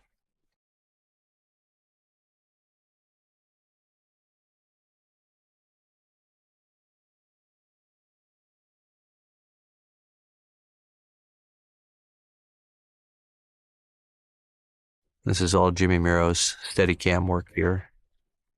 Jimmy's a great artist with the Steadicam. I love to work with him. So Rose is now in her final wardrobe, which takes her through right through the end of the sinking. And so this had to be the all-purpose garment. I wanted something that was diaphanous, that was very flowing and feminine, as if she had sort of broken free from her, corseted existence. So I took a little heat for having her flip off Lovejoy here, but in fact, that's perfectly historically permissible. That gesture had been around for thousands of years. It predated the time of the Romans. In Latin, it's known as the digitus imputicus, the impudent finger. So it's very possible that Rose might have known about it and might have used it now that she's sort of trying to do everything to not be a first-class lady anymore. And this is a pretty accurate layout here in terms of the elevators, the way they work, and the way they take you down to the E-deck level, which was crew territory.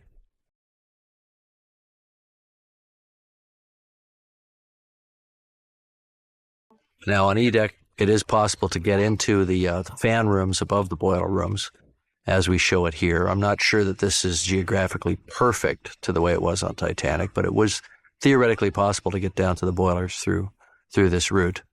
This would have been an escape trunk that the guys in the boiler room would have used to get out, and in fact, some of them did when the ship was sinking. This is supposed to be leading stoker Fred Barrett, who was a survivor and described the events down in the boiler room. So we're putting him on the map there with that shot.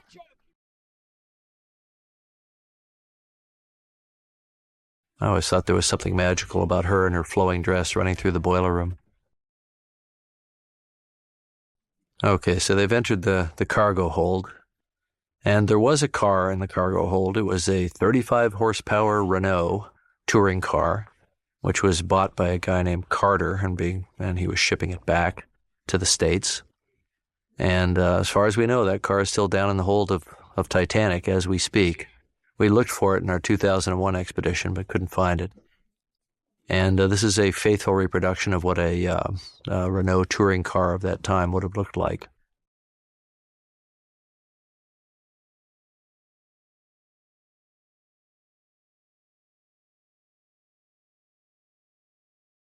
I just couldn't resist the idea of a couple of teenagers wanting to make out in the back seat of a car. Yeah, even back in 1912, I'm sure that was going on.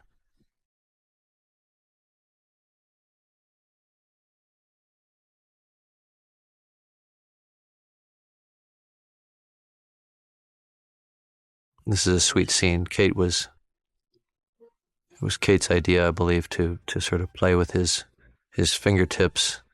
She loves him on a number of different levels. Certainly, she admires his talent as an artist and what that represents, which is his perceptiveness about people and specifically about her. The fact that he listens to her, that he seems to understand her, makes her feel comfortable and trusting in a way that she's never felt before with a man.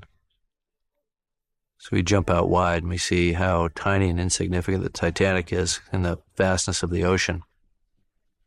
Now, the Titanic's screaming along at 22 and a half knots. And you've got these two lookouts, Frederick Fleet on camera left there. And their job is to watch for icebergs.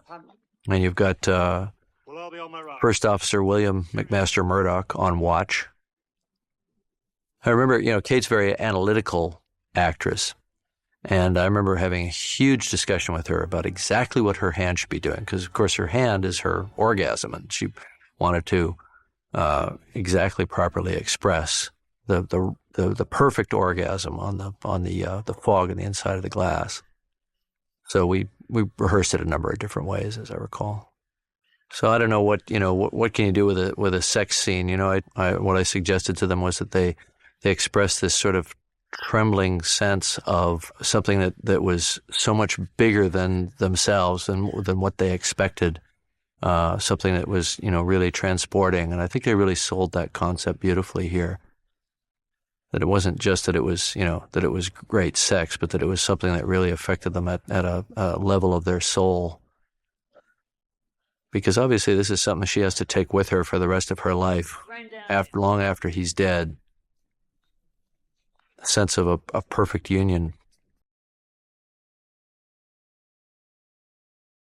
So then we, now we're going to follow those, the forces of darkness.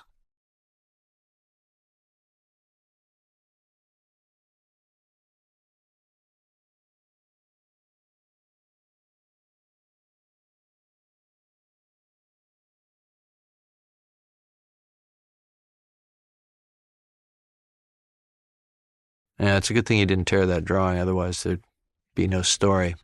I've got a better idea. Yeah, it's a tricky moment to play because obviously he's got to signal his intention to tear it up and then not do it. And Billy got saddled with a lot of tough stuff in this film. I think he did a great job. He was also a really fun actor to work with. Now, geographically on Titanic, this is perfectly permissible. If you did come up from the hold, you would emerge through that door and you'd be perfectly visible from the bridge. So, I probably worked way too hard on making all this stuff potentially possible because really it's just a kind of a romantic fairy tale set against a historical background, but somehow it seemed important to me at the time that everything be possible to have happened.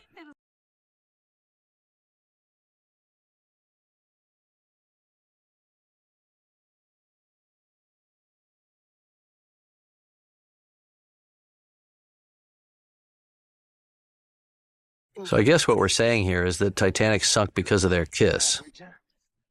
Because the lookouts were looking the wrong way at exactly the wrong moment. There had to be some reason why they didn't see an iceberg smack in front of the ship that was tall enough to be above the boat deck, which would have meant it was 60 feet tall.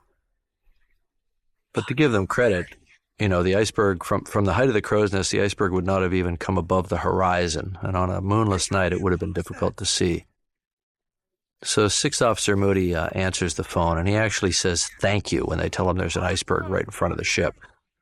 But I think First Officer Murdoch's already in action. He's already on the move. He's seen it.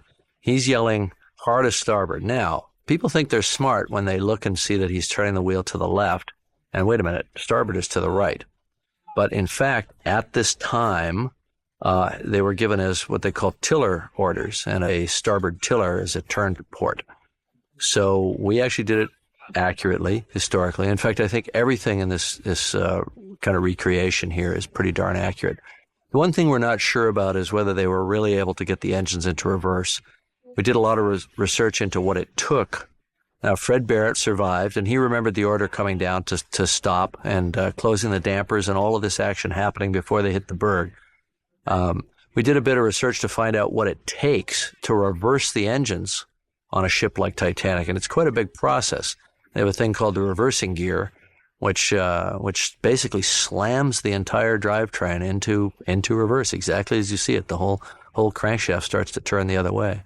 Now, we're also accurate here that Titanic's center propeller would not have turned because it was turbine-driven, and it would have just stopped, or it might have been freewheeling in the current. But the reason Titanic hit the iceberg is because of that center propeller. It blocked the rudder and made the rudder ineffective, so the ship took a long time to turn after the helm command was given. And for a long time, it looked like it was going to run right into the iceberg, exactly as we see here. So Murdoch just felt trapped. He'd done everything he could, and it just had to play out, and it played out the way it played out. They may have gotten the engines into reverse. They may not have. We don't know that for sure. Certainly the order was given. What we do know is Titanic hit on the starboard side, right from the forepeak, just a little bit aft of the pointy part of the bow, and that the iceberg scraped all the way aft about 300 feet, and that the vibration was felt throughout the ship. And what it did was it sort of pushed in on the side of the ship and fractured hull plating and allowed water to come in through these open seams. It wasn't like it tore a big hole down the side of the ship as people might imagine. This is probably fairly accurate here in the way it's shown, the side of the ship just bulging in. We have the conceit here of Thomas Andrews, the ship's builder, actually feeling the vibration, almost feeling the death blow to his own ship. Now, Murdoch apparently tried to then kick the ass end of the ship around so that it wouldn't scrape all the way down. So he gave that port order. He said he tried to port round it. This is historically accurate. There was ice all over the forward well deck, so we place Jack and Rose there so they can experience that. The height of the iceberg is probably pretty accurate here. The water here, Fred Barrett described it knocking him off his feet as it poured into Boiler Room 6. The way they built the set, the water was kind of gushing in from a higher point on the set than I think it probably did. I think it probably shot in more close to floor level. Murdoch was in action. The guy was on the case. He immediately closed the watertight doors. With a little research since the movie was made, I now find that they probably would not have tried to run from room to room while the doors were closing.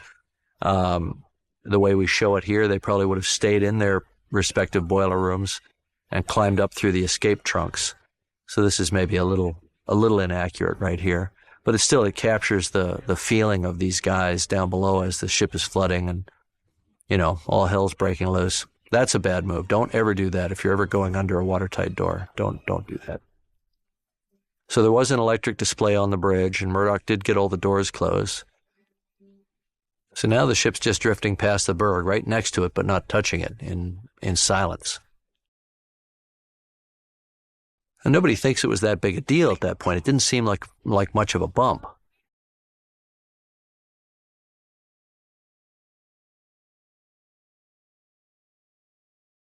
$20 to 12, 11:40. So the captain was asleep. He comes out. He doesn't know what's going on. Murdoch tells him that they've hit an iceberg. He doesn't necessarily think the ship is mortally injured. Everything that Murdoch says is from testimony here. Everything that everybody said and did in these scenes on the bridge is from testimony, mostly from the guy that was at the ship's wheel, Quartermaster Hitchens. So the captain goes out. He doesn't see anything. There's no iceberg. Iceberg's gone into the darkness. He sees the ice on the forward well deck, and he knows that it's true. They've hit something. So now, meanwhile, down in steerage, forward, the young men who are in the forward steerage berthing, they're already feeling the flooding. Water's starting to pour in. But up above, it's not so much that they know something's wrong as that they feel the absence of sound, the absence of the sound of the engines, and that tips them off that something's happening. The ship has stopped. They called for Thomas Andrews, the builder, and they brought him to the bridge to advise them. So now the ship is fully stopped in the middle of the ocean, and nobody knows what's going on. People remember rats running away from the flooding. Now, Bruce Ismay, of course, would have been frantic to find out why his beautiful ship is stopped in the middle of the ocean.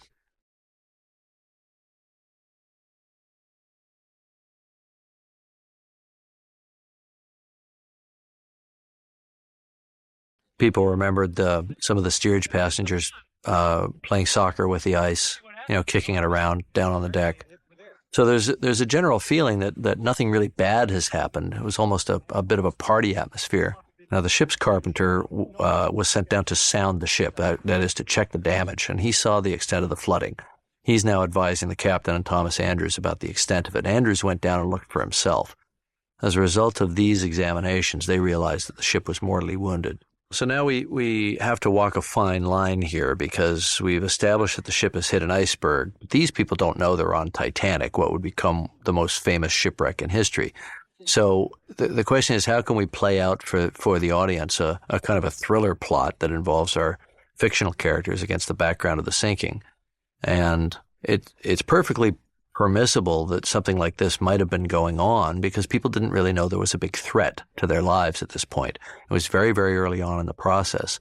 The word had not spread amongst any of the passengers that there was a problem. In fact, it was a good 20 minutes or half an hour before the captain sent out the order for the stewards to tell them to put their life belts on and their life jackets on.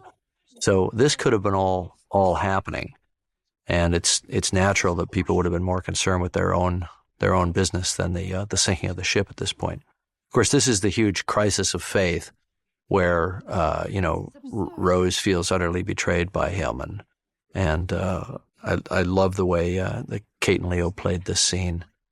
His earnestness and his appeal to her that he should, look past the facts, even the fact that he did in fact steal this jacket. Look past the facts into his heart. You know me, and that's really the essence, I think, of the film and of the relationship. She just can't trust it at this moment. It's all too overwhelming. That's a good lad. Come on, son. That's a good lad. Come on. You know I didn't do it. You know me. Okay, so this is a historical recreation of a moment that really took place, where Andrews advises the captain about what's happening with the ship, and they realize that the ship is mortally injured. The interesting thing here, this is a big scene for Andrews, for Victor Garber, and he was a difficult character to cast. I was looking for somebody that had the intelligence that Andrews clearly had. I mean, the Promethean intelligence of a guy that could hold every detail of Titanic in his mind, and at the same time, Andrews is known to be a warm, likable guy, a guy who cared about the people that worked for him, and a guy who cared about the people who worked for him, and who was a very sympathetic and even heroic figure during the sinking. So, I was lucky to find Victor. He was one of the last parts cast, actually, and I'm really pleased with his performance. Also, he's acting in an Irish accent, which he had to create. He's a Canadian actor.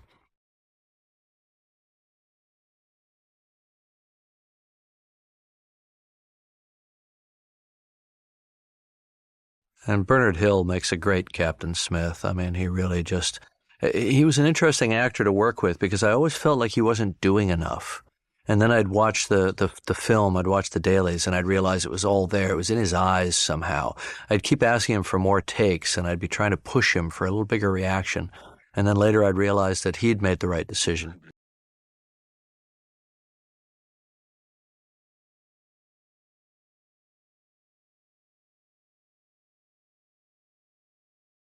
I think Billy plays this moment beautifully.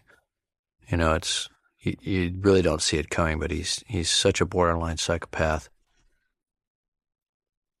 But, the interesting thing is that Cal wasn't really intended to be crazy per se, or even anomalous for his time. He was really meant to represent the kind of male-dominated worldview that was extant at that time. You have to remember, this is 1912.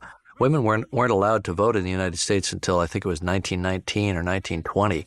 At this time, women were marching. Suffragettes were marching, trying to get the vote. Okay, so here you've got the confusion of third class, not knowing what's going on. It's basically the mushroom principle. They're kept in darkness and fed bullshit. Of course, we had to get the exact position correct, the way it was sent out by Titanic. So we played, Captain Smith as a guy who was always a little bit behind the curve, who was so shocked and stunned by what had happened, and wasn't really quite processing it yet. I mean, he did send out the distress signal, which was a good thing, but it took him an awful long time to get going on getting the boats uncovered and getting things happening. These young Marconi guys, Phillips and Bride, 21 and 24, they must have just been shocked. All of a sudden, they became really important players in the whole sinking story. So Titanic's letting off steam. That shot's done from, up in a crane basket. I think it's 120, 130 feet in the air. It's interesting here, as we're lowering the boats, as we're figuring out how to do this, we had to figure out how these sailors really did this. Our davits were actually built by the Welland Davit Company, the same company that built them for Titanic from their old plan. So these were real Titanic davits. And we're figuring out how to launch these darn boats. And we're finding out that it was pretty difficult. It was confusing and hard to do. So, we're showing a whole bunch of sailors running around here, but in reality on Titanic, there were only a handful of sailors. They were putting stewards to work and everything else. Here's our model of the first class lounge again. This band was a group called I Solinisti from Switzerland. They were actually a string quartet. And we added one player who was the actor that played the band leader. So this scene just expresses the confusion as people are milling around in their life preservers, not really knowing what's going on, which actually was the state of affairs for quite some time. And as Ruth says, when we come back to the cabin, I'm going to want a cup of tea. People actually thought it was just all sort of a drill or just a ridiculous precaution. Meanwhile, Thomas Andrews really knew what was happening. He would have known the ship was stricken. This is a fictional moment where I have Rose intersect Andrews and get the truth from him, which sort of drives the story through the next few scenes. But I believe that Andrews did share his knowledge of the certainty of the ship's doom with a few first-class passengers. For example, it's known that he shared this information with John Jacob Astor. So Rose, in her social position, I think this would have been something that historically could have happened, given the prominence of the family. Victor's playing some complicated things here. His life's work is going down the drain as Thomas Andrews, and yet he still cares so much for the people around him. Andrews was a real hero, and he was meant to have been a truly great human being, and I wanted to try to express that. If we're going to create historical characters, we should try to get it right. So here they're locking up Jack in the master-at-arms cabin, and Lovejoy pulls out his piece here, his .45 Colt automatic, which was invented in 1911. They call it a 1911 model, so it could have been around in 1912. And the funny thing is, everybody on Titanic had guns. I mean, they found a lot of bodies that had pistols, still on them. So it wasn't that unusual. 17 knots. Full steam for them, sir. Got to remember, this is only a few years after the Wild West. Who's responding? The only one close, sir. So this is all historically accurate, that the Marconi guys informed the captain about the distance that the Carpathia was away, and that it would take them a minimum of 4 hours to reach them. So you can only imagine what it must have felt like for Captain Smith at that moment to realize that so many of his passengers, at least 1,000, were going to get plunged into ice water. And in ice water, you don't live very long. Some people succumb in seconds, others take 15, 20 minutes, but you are going to die. So Bernard, at my request, is playing Smith as a little bit kind of overwhelmed here. The historical record shows that he was very slow to react, and it required prompting from Second Officer Lightaller to get the boat swung out and so on. That it seemed like Smith almost went catatonic and at times, even though he was a good captain. But just the shock and horror that his entire career would end with this great tragedy. Apparently, the officers had a rough time getting the passengers to board the lifeboats. So meanwhile, people didn't really want to get off the ship because, the band was playing. The band came out on deck. Obviously, they couldn't bring their piano player with them, so it was all strings. But the band really did play, and they played light, upbeat stuff, ragtime and light airs and waltzes and that sort of thing. Meanwhile, down below in the third class section, people were confused. They really didn't know what was going on. It's a little bit controversial the way we show this, where people were actively held back by these gates. There is eyewitness testimony from third class people who said they had to literally knock gates down, or that gates kept them down below and were later opened. So here we have Jeanette Goldstein again, playing an Irish mom. She had to, of course, act in the Irish accent. She's American.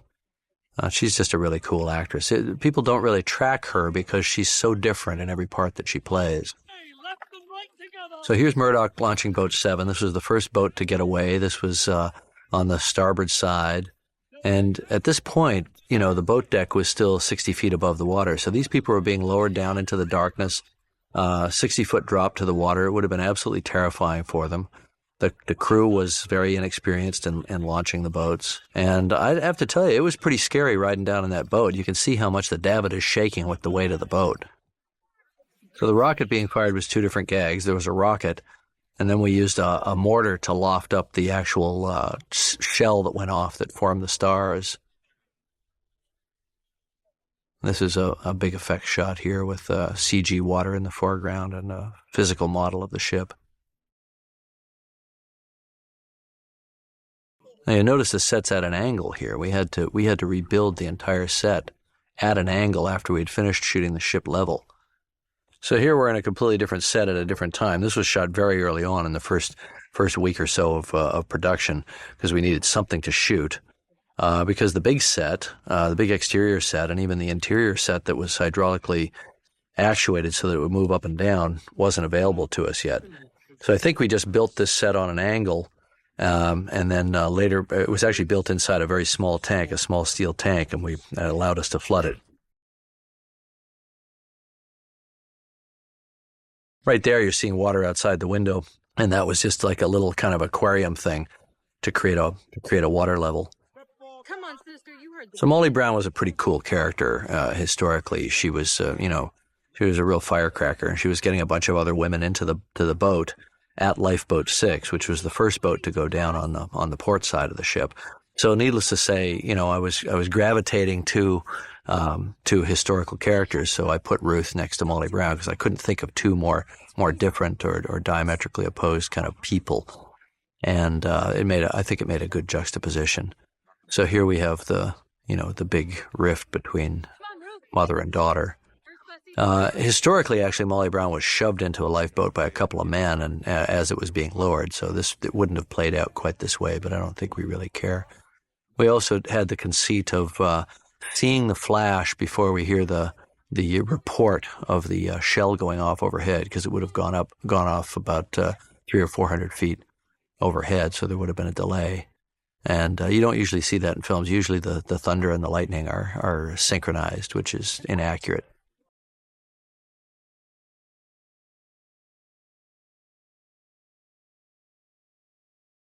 So now Rose is breaking all her ties with her world, and she's going to spit in Cal's face here. And this was actually, it was my idea to have this type of confrontation, but I was going to have her stick him with a hairpin. And Kate said, "Well, why don't I just spit in his face?" And I thought, what a wonderful symmetry that is with the spitting scene earlier. It's something that Jack gave her, and it's something that she used at that critical moment to achieve escape velocity from her world and her ties. And so that's one of those great moments of collaboration that I really enjoyed. So here we filled up the aquarium, so it looks like he's underwater. We're back in that same set. So out in the corridor here, we're looking down the full length of the set, and that's actually CG water in the long shot, and then here it's real water as we flooded this set. It was quite a large set.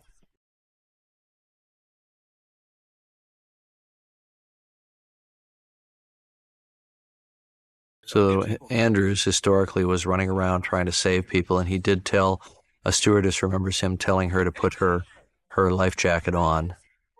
So I'm trying to weave the story here through the goalposts of remembered fact about the sinking. It's very unlikely Andrews would have sent Rose down into the lower decks, which were flooding by herself, but we needed that for the story. Then go right. This was actually a much longer scene, but Kate played it so well, not really sort of trying to understand, but not really understanding what he's saying, that I was able to cut out of it much earlier.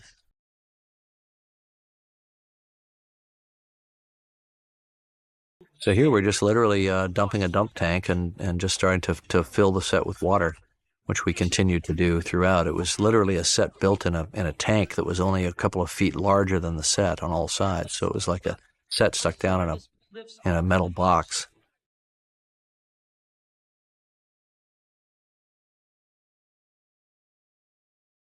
Of course, an elevator in those days was manually operated.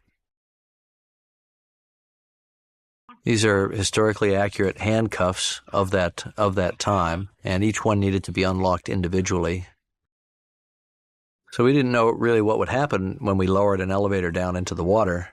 So we just had a historically accurate elevator and lowered it into the water, and that's what happened. I thought it looked pretty cool. And it would have been pretty scary if you were really in there. So this is what it looks like on E deck, which is where the elevators, it's the bottom floor for the elevators, and it would have flooded fairly early on. So this is all pretty historically accurate. Now this is all part of a big set that was a big complex of corridors and rooms that was built on what we called our indoor riser. And this riser was a 200 by 100 foot steel platform. And we could angle it to any angle we wanted, and we could move the whole thing up and down. As the flooding progresses, we actually would be lowering it during a scene. In this particular case, we're lowering it very slowly just to get the water in motion. But every single one of these takes, we'd lower it a couple of feet, then we'd raise it up and reset everything, reset all the props, dry everything out, and lower it again. It was quite a complex operation. Every single shot required a separate lowering. Every take of every shot required a separate lowering of the set for the water to be kind of rushing in the way you see it here. Now this, obviously, we've cut back to our set in the very small steel tank. So you see the water's not moving quite the same way, but we got it to match fairly well. So here we're literally just pouring water into the room slowly as we're shooting this, and doing retakes was complicated. We had to pump it back down because this set wasn't like one of the moving sets that we used later. So obviously it was good when the actors got it on the first take or so. I was pretty happy because logistically all this stuff was pretty difficult to shoot. So this is a model. The bow going under has special meaning for me because that's the place that's most recognizable on the wreck.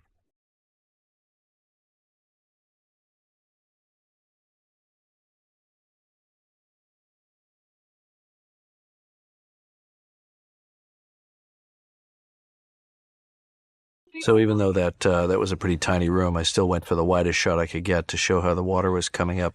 We really had no idea what was going to happen when we flooded these sets. Just the way everything was bobbing around, just kind of, it was a little bit of a voyage of discovery every time we sank one of these.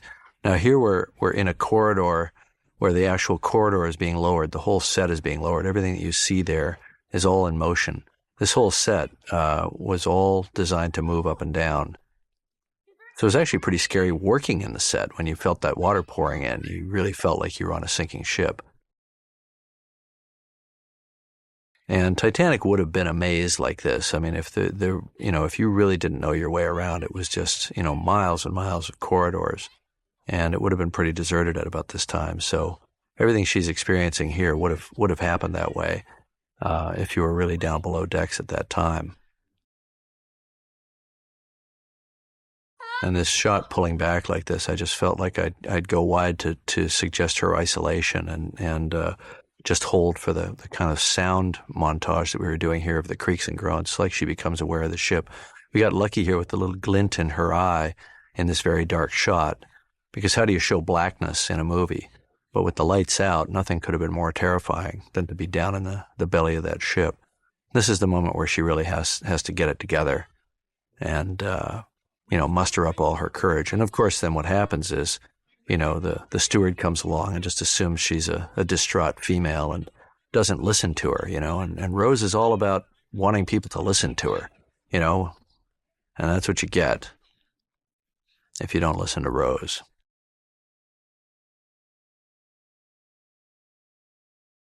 So of course, this is where, you go from victim to hero.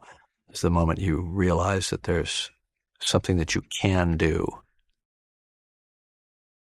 Fortunately, we got that one in one take. I love this shot of her running with the axe. It's just so far from the way her character is first introduced, getting out of the car with the purple hat, seeming like this very kind of delicate flower, and here she is with her hair all straggly, running with an axe. This is the kind of oh shit moment where you realize that what you thought was going to work isn't going to work. This was tough because this water was really cold too. And there's like no acting required here when she gets into this freezing water. I remember it being really cold. I operated this shot. I was wearing a wetsuit and hand holding the camera, and I was petrified that I was going to drop the whole camera in the water. I was being pulled backwards actually by I think Jimmy Miro, my Steadicam operator, was pulling me backwards, helping me do this shot. And she actually has to support her weight here because her feet don't touch the ground. And then as you come up the corridor, you're getting onto higher ground, and now she's making contact with the actual floor and is able to walk forward. But I had that camera up about as high as I could get it. And now we're back into that other set shot literally months earlier. And it all flows pretty well, which is a real tribute to the actors. I mean, this is nothing new. Every movie that's ever made has this issue, but it really reminds you of how difficult it is for the actors to create a continuous performance when it's all shot separately. I thought Kate did a really nice job of selling the hypothermia here. Even just being immersed up to her chest in ice water would have created a real hypothermic condition. Now, this is a real trust exercise. She kind of struck out on the little test swings there, but now he's going to let her swing at his wrists. I always love this moment because, I mean, even though we were doing a thriller, we'd sort of kicked into action thriller mode here, it still had to be a love story. So it still had to be about the dynamics of the relationship. And this is just a scene about trust, nothing else. And luck. That's a pretty lucky shot. I think you could probably do that, but I don't think you could do it on the first swing. So now we're back into that other set, the sinking set, where we're literally lowering the entire set. And we just took the conceit from a lighting standpoint that the salt water would be overloading the circuits and shutting down some of the lighting. So this shows you how big the set was. This is all real, except for the stars in the background, which were added. And I think the distant lifeboat over on the far side of the ship was added later. Now there's something you don't see. And really give you an idea of how much we built. This shot I was really pleased with, just the effect that, there's all this fury and energy up close to the ship, but from a distance, it's just this little tiny ship in a big ocean. You can see how we rebuilt the whole set at I think it was a 6-degree angle. That took 21 days. So the set was originally built level, and that had to be completely rebuilt. So in a sense, we built the Titanic twice.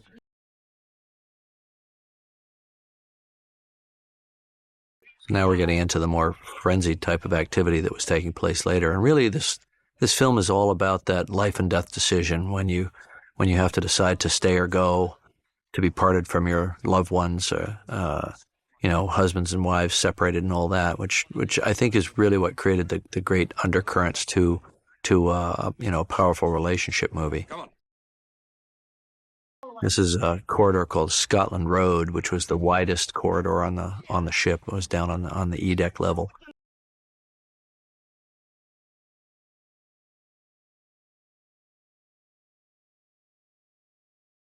So now we're back to loading lifeboats, and we're 60, 70 feet up in the air here. You can really see the depth down below, and it was pretty dangerous, with all these extras and everybody crowding on the deck and no railings. We had to really, really follow our safety precautions carefully.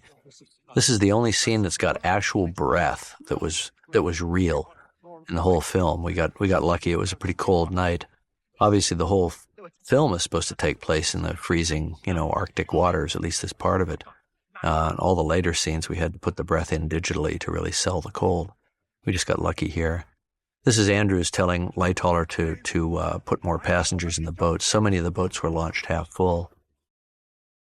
The set was just spectacular from water level. You really felt the size of the ship when you were down there at water level, and I really wanted to capture that.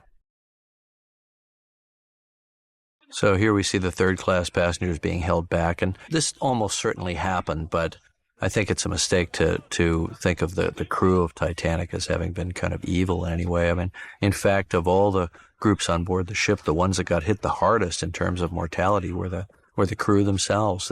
They stayed at their stations, they did their jobs to the end, and they died heroically for the most part. So that's a Steadicam shot, but for the most part, these crowd scenes were shot handheld. I did a lot of it myself. In fact, I did almost all the handheld in the film myself, and I really enjoyed it because I really felt a close contact with the scene and with the actors. It had a certain energy to it for me when the camera was right on my shoulder, but it's really almost the only way to shoot in these dense crowds like this, and it really gives you a feeling of being kind of unsettled, and it gives it a kind of a dynamic quality that I like.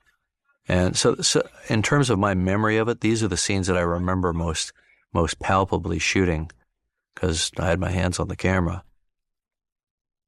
So it's nice of Cal to close and lock the safe so that Jack's drawing can be found and the whole story can get set in motion. I was considerate of him in the middle of the sinking. So the hysteria is building up here. This is all Steadicam stuff moving through the halls, and really trying to go for a more dynamic energy. The film's sort of turning into an action film here, and that's okay. I like that. It's what your heart would have been really in your mouth running through the corridors of the ship as it was sinking if you were really on board. We wanted to capture that. And I love the way Leo plays this. It's just like, he just kind of sighs, turns away, and then just comes back in this fury, and Jack's a man of action, so he's going to get them out of this. This actually happened. There was a couple of Irish guys that knocked one of these gates down. The thing you have to remember is the third class. It's not like the reporters actually spent any time asking them what happened on the ship, the few third-class passengers that survived. So there are probably lots of untold stories like this. That's a personal favorite moment of mine when he clocks the steward. You really get a sense of the height of the set here. This is not a special effect. That's all real. And we were way above water level here, and this was dangerous stuff. All these extras, had to be very carefully coached. We had a lot of stunt people infiltrated in amongst the extras, and everybody had to be really on their toes.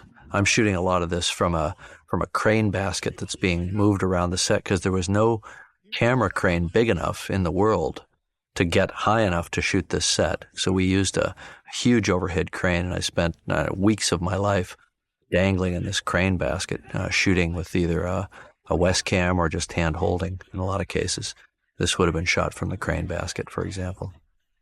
And you really get a sense of what it must have been like on Titanic with these boats being lowered from these, 80 feet or so above water level as the ship raised up in the back.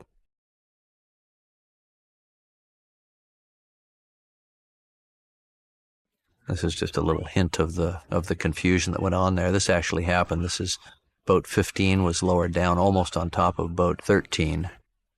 This is Fifth Officer Lowe trying to maintain order. And Fifth Officer Lowe reported that he did have to fire his gun along the side of the ship several times in order to maintain order as that boat was being lowered. So here's Cal trying to work his wiles on First Officer Murdoch, which, of course, there's no historical evidence for anything like that, but could have happened. You really get a sense of the scale of the set in shots like this, where you really see the depth. This shot here is the only shot where you see from end to end of the ship, all in one shot. There you see all the way to the poop deck. The actual set didn't exist in its entirety for very long. As I was shooting at one end, they were already tearing down the other end in order to stay on schedule. So it's a historical fact that the band did stay and play till very late in the sinking to keep everybody as calm as possible. This is the historical character here is Wallace Hartley, who was the band leader, and he kept them together on deck, trying to keep everybody's spirits up. Now, we basically built Titanic full size, and we learned from that you could run from end to end of the ship in only a minute or so. So here's First Officer Murdoch, and Cal's going to try to bribe him here in a second. And there's no evidence whatsoever that Murdoch ever was anything but an absolutely fine, upstanding officer. You really get a sense for the scale of the set here. The set was 780 feet long. Titanic itself was 880 feet long. But it's a misconception that our set was a 90% scale model. In a sense, it wasn't. The set was full scale.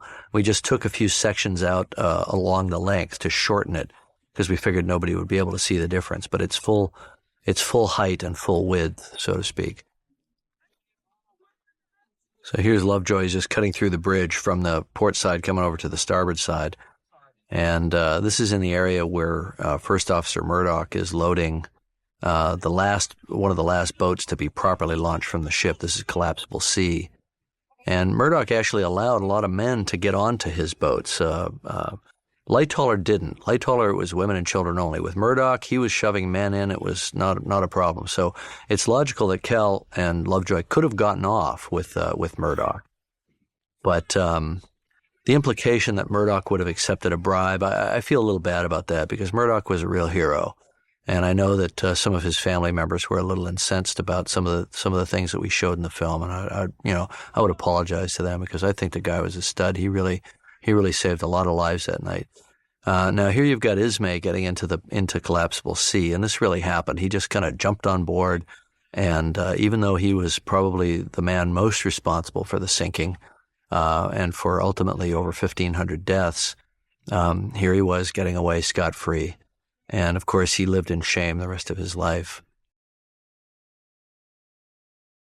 Lightoller, meanwhile, is on the port side trying to get his boats loaded, and you've got fathers saying goodbye to their children. This all really happened.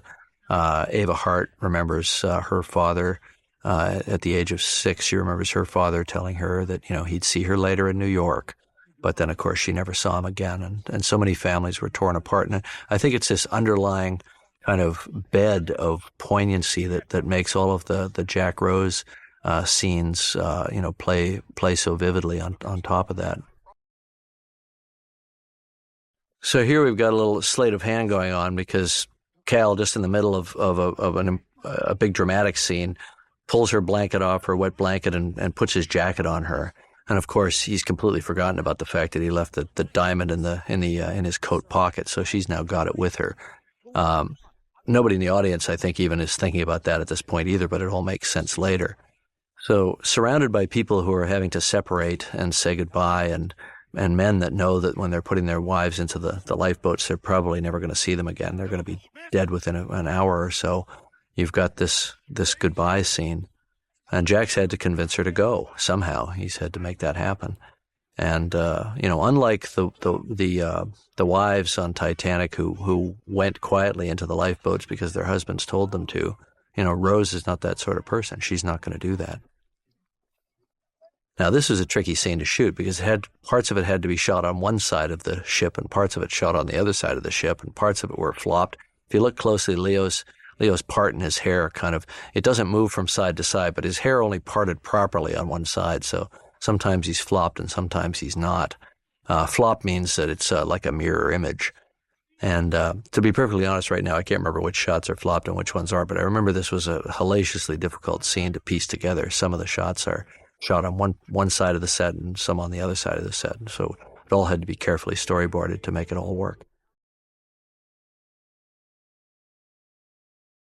So here we're going into Rose's head on that close-up, and we've gone into slow motion. And the idea here is that we're going inside her mind as time becomes dilated. And I knew at the time that this was going to be a musical moment, so I shot it in slow motion. I wanted to really protect this moment, to give the score a chance to work, to really feel kind of her emotional state, seeing the other kids weeping, knowing that this was goodbye. This is really it. I'm never going to see this person again. And seeing his face and literally taking the rest of her life into her hands. That was a lucky accident when that flare went off behind Leo's head and just kind of came down behind it like that. I was very happy when I saw that in dailies. We were trying for it, but we never knew where those damn things were going to fly. Now, this jump that she makes was entirely possible because people were actually remembered jumping the other way, jumping from that place onto lifeboats. But she was doing it in reverse. I guarantee you nobody was jumping from a lifeboat back onto Titanic other than in our story.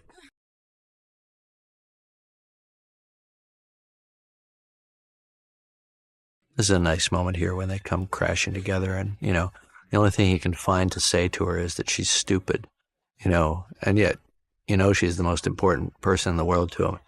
I think this is one of Leo's great moments here, just the fact that he's so raw. He's playing two emotions so powerfully. One is that he's so glad to see her and so glad that his feeling of love for her is being answered at the same level, and yet at the same time, he's aware that this is probably a death sentence for her as well as for him, and to be able to play those two conflicting things, so beautifully. So now we're gonna kick into kind of standard action movie mode here, with Cal grabbing the gun. From this point on, for the next few minutes, it sort of does turn into an action thriller. And it was a tricky thing, and it took us a while to find the right balance of tone. I mean, obviously we feel the jeopardy of the ship sinking, and for a lot of people that was enough. So having a guy chasing them around with a gun was almost kind of icing on the cake. What we found out, this scene actually went on a whole lot longer, with a whole sequence in the dining room. And what we found was that test audiences just felt like enough's enough already. The ship's sinking. We had created for them a sense of enough jeopardy that they didn't need this on top of it. So we basically wound up shortening this sequence to just this part of it right here. There was a whole other thing that came afterwards, and you can see it in the deleted scenes if you want to. I love his reaction here. It's like, oh yeah, right. I'm in ice water.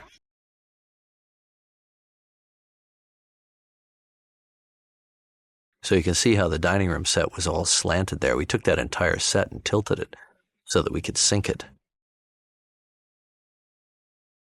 This whole set was one continuous set of the lower part of the staircase here and the dining room. We could take that whole D-deck level and lower it down into the water.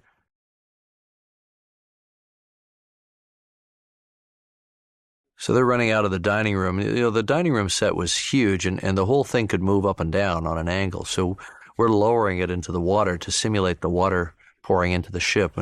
It actually floated all the dishes off the table and made this very eerie kind of wind chime effect, this clinking sound. So here we're in a different set, and this was a set that was designed to be flooded very violently. And so in this case, the set is not being lowered, but we're actually able to flood it with big dump tanks. And I think we had something like 40,000 gallons of water behind this door. And so, this is potentially a really, really dangerous situation. When you're dealing with water, I think that's one of the most dangerous things a director can face in terms of putting human beings in with water, because everybody underestimates the force of water. So this was a Polish stuntman who was carrying his son here. And then we cut to him with just a foam dummy right here as we dumped 40,000 gallons of water on him. So obviously no child was hurt in that situation, but it washed the stuntman right out of the set. So this is one of the world's first digital face replacements. Here we have Kate and Leo's stunt doubles running, and I had Kate and Leo make the same run, and then we took their faces and put them onto the stunt doubles because they get knocked down by this water. And the force of it was just unbelievable. They got shot along here at 20 miles an hour or so and pounded up against this gate. And these were tricky stunts to do safely. Everybody was fine, but man, this is the kind of stuff that can really go wrong. So you really have to know what you're doing here. So we use the idea that the salt water would be shorting out the electrical system to justify this shameless use of strobe lights. But really what it is it creates a kind of an externalization of what it would feel like to be in that situation where things are just coming at you as impressions, as these kind of stroboscopic impressions. So here we're in a different set now where the entire set is being lowered. And you can see that the rate at which we're lowering the set is pretty fast. The water's really rushing in now. Now we're getting to the stage of the ship sinking where things are happening fast. And you can see we're really dropping this set fast. In just the few seconds of this scene, the water comes up 2 or 3 feet. And it was starting to get scary for everybody, the actors, the crew, myself. It really felt like we were in a sinking ship when this stuff was happening. Because we were. I mean, the whole ground under us was moving. So, of course, every take we had to raise the whole thing back out of the water, let the water drain out, dry it off, fix whatever had broken. It was pretty complicated shooting, but we were getting pretty good at it by this point. This was pretty late in the shooting. And as this scene progresses, the water gets deeper and deeper. This underwater stuff, I remember Leo and I stayed and just shot it at lunch while the rest of the crew went off. We just went under. It was just he and I did it really quickly, just a couple of takes. And the water was freezing too. I remember that too. It was straight out of the ocean in February, and we were really freezing. But now this part of the scene, as the water gets deeper and deeper, or the airspace gets less and less. I remember Kate was getting really nervous about our ability to stop the set from continuing to sink, because there were a couple of takes where it went right down to where there was only a couple of inches of airspace left.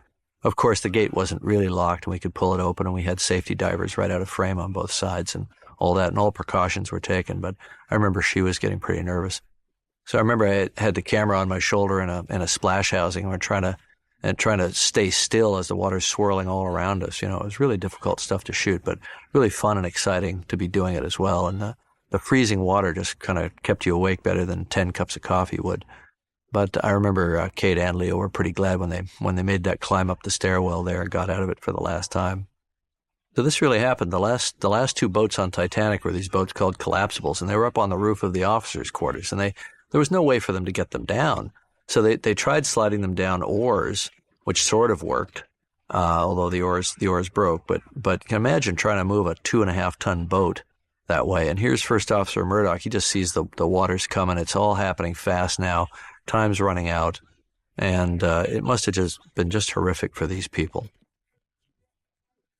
Now you've got the third class and second class and first class passengers all mixing together, all crowding around the last couple of boats. This is pretty much the way it was described. I mean, we tried to faithfully reproduce it as much as possible. Of course, Cal is just grafted into the story.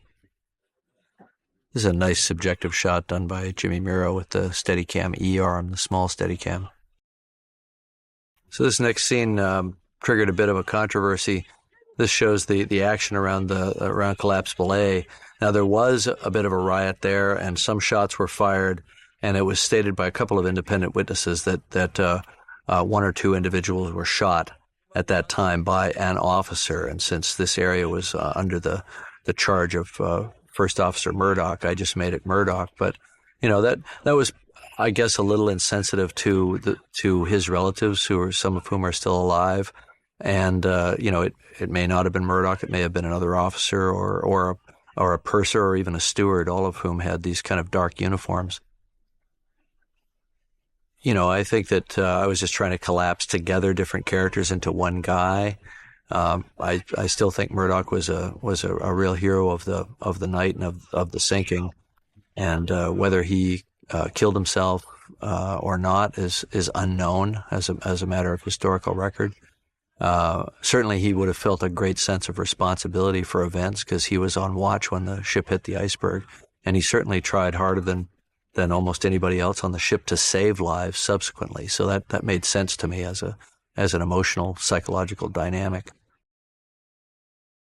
So in the middle of this melee, we're grafting in our fictional story and seeing, Cal sort of become a craven coward who uses an innocent child to get him into a lifeboat. Pretty dastardly thing to do.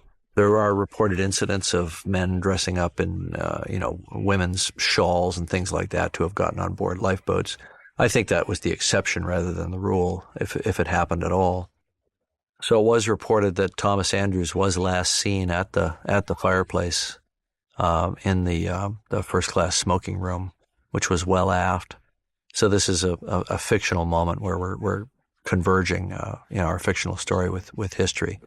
But imagine what it would have felt like for Andrews to know that the end was nigh, that his great ship, his great creation was about to die, and people that he cared for that were in his charge, like Rose, were going to die as a result of it. I think that would have been a almost unfathomable sense of, crushing sense of responsibility for him. And he was last seen staring at that painting over the fireplace by a steward as he was fleeing. Benjamin Guggenheim did return to his cabin with his manservant, and they did put on their best evening wear and come back down and say, we're prepared to go down as gentlemen. What happened with the captain in the final moments is controversial. Different people have reported different things, seeing him go to the bridge, seeing him swimming away from the ship. Nobody really knows what happened to him, so we've created a moment here. The woman with the baby represents all of the lives who are in his care that he was not able to save. In other words, he didn't discharge his duties properly. As a result, they died. I like this moment where he goes to the bridge, which is the place where he would have felt the most comfortable, the sort of seat of his authority, and just see it slowly submerging. I thought that was very poignant, and I think, Bernard Hill did a great job with the captain. You just really feel the weight of all that just in his every movement, every expression. I love this moment. This is a little bit of a crib from A Night to Remember, or an homage to Night to Remember, if you will, that the band stops playing and agree to disperse and walk away, and Wallace Hartley just begins to play Nearer My God to Thee for himself. And it was said, he actually wrote a letter to his sister saying, if I was ever on a sinking ship, I would play Nearer My God to Thee. And it was a personal moment. And then that attracts the rest of the band members to come back and basically say, well, what the hell? We're probably going to die anyway. We might as well do our duty, do what we do best, do what we know. And nobody knows whether this really happened this way or not, but it seems plausible. And it is certainly known that the band did play until the last minutes.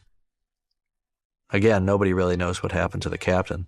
Now, this was a tricky set. Here we had a set that literally could be completely submerged right up to the tops of the windows. It was actually kind of a dangerous dangerous thing to be doing. I liked, as a character touch, Andrews, the perfectionist, just wanted to make sure that the time was right on the clock. And of course, it also draws attention to the time. Only a few minutes before the end. This is supposed to be Ida and Isidore Straus, who were known to have remained behind on the ship together and presumably perished together, historical figures. This is Jeanette Goldstein. She came up with this story of Tir na Nog. She did a little research on Irish folklore and came up with this story that she tells herself and basically wrote herself some dialogue.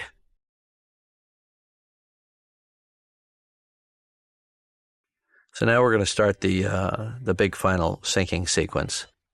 And the Nearer My God to Thee carries over it, which was a discovery we made in post-production just to show how futile the whole thing is. From a production standpoint, this was probably the most difficult thing we shot. So we've got this enormous set. It weighed about somewhere over 1 million pounds. I'm not sure how much.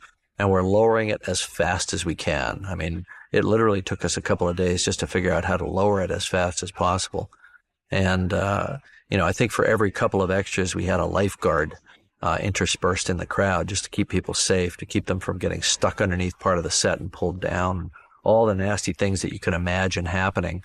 And you can see the rate at which the set's going down is pretty rapid at this point. And we've got, a couple hundred people struggling on the decks as this thing goes down 15, 20, 30 feet during a single take. And again, the force of water is so unpredictable and all the things that could happen. It was really a tribute to Tommy Fisher and his visual effects team and to the stunt team and the water safety people that people didn't get hurt. This worried me a lot. Here's people struggling with sharp knives, cutting ropes in a situation where everything's moving. It was pretty dangerous stuff. So here we've got Guggenheim in the foreground here as the water comes pouring in. You can really see that the rate at which the ship is sinking is accelerating now, and the water is really just rushing up the deck, which almost exactly matches the historical description. Did the band really play right till the water came up to their feet? I don't know. I don't think I would be playing, but that's what the legend says. So in this case, we're printing the legend. So this set was built out of steel and lowered completely under the water like a submarine. And what you've got is a Czechoslovakian stuntman and me shooting it. And when the water covered us, it just went black. So here we are back on deck, and we're lowering a huge set, a 200-foot long set. We're lowering it 20, 30 feet at a time. And it was just, it looks like mass chaos, but in fact, everything that everybody is doing here is very, very carefully planned. This is a visual effects shot where we took a live action foreground and extended. This is the real set with people running on it. We've just angled the camera to simulate the increased angle of the ship. So there's some fancy effects tricks that are being done here. And the same thing here. It's a live action set for the most part. We're not using a lot of digital extras in these shots. So these are all real extras. We had, 300-400 extras in some of these panic scenes toward the end. This is an effects shot. I think this was done by ILM. Now here it's me and the other camera operators on scuba gear as the set literally plunges completely under the water. So we couldn't have done these shots without this crane rig that we were using. It allowed us to really sweep over the set. We're probably 80, 90 feet in the air at this point because of the angle of the set. So this whole interior set could be lowered. We could lower it about 3 stories. And we had to be in there on scuba gear. We had to have a lot of safety divers in there with us to make sure that people didn't get trapped under the set as it was being lowered. And when we blew these windows and these guys are getting blown in through the window by water pressure, that's all real. That's just really, really happening. You see that guy get sucked through. Here comes Danny Nucci. Now, this is a brave actor. I have to say, I didn't exactly tell him what the real forces involved were going to be. He just barely was able to hang on there.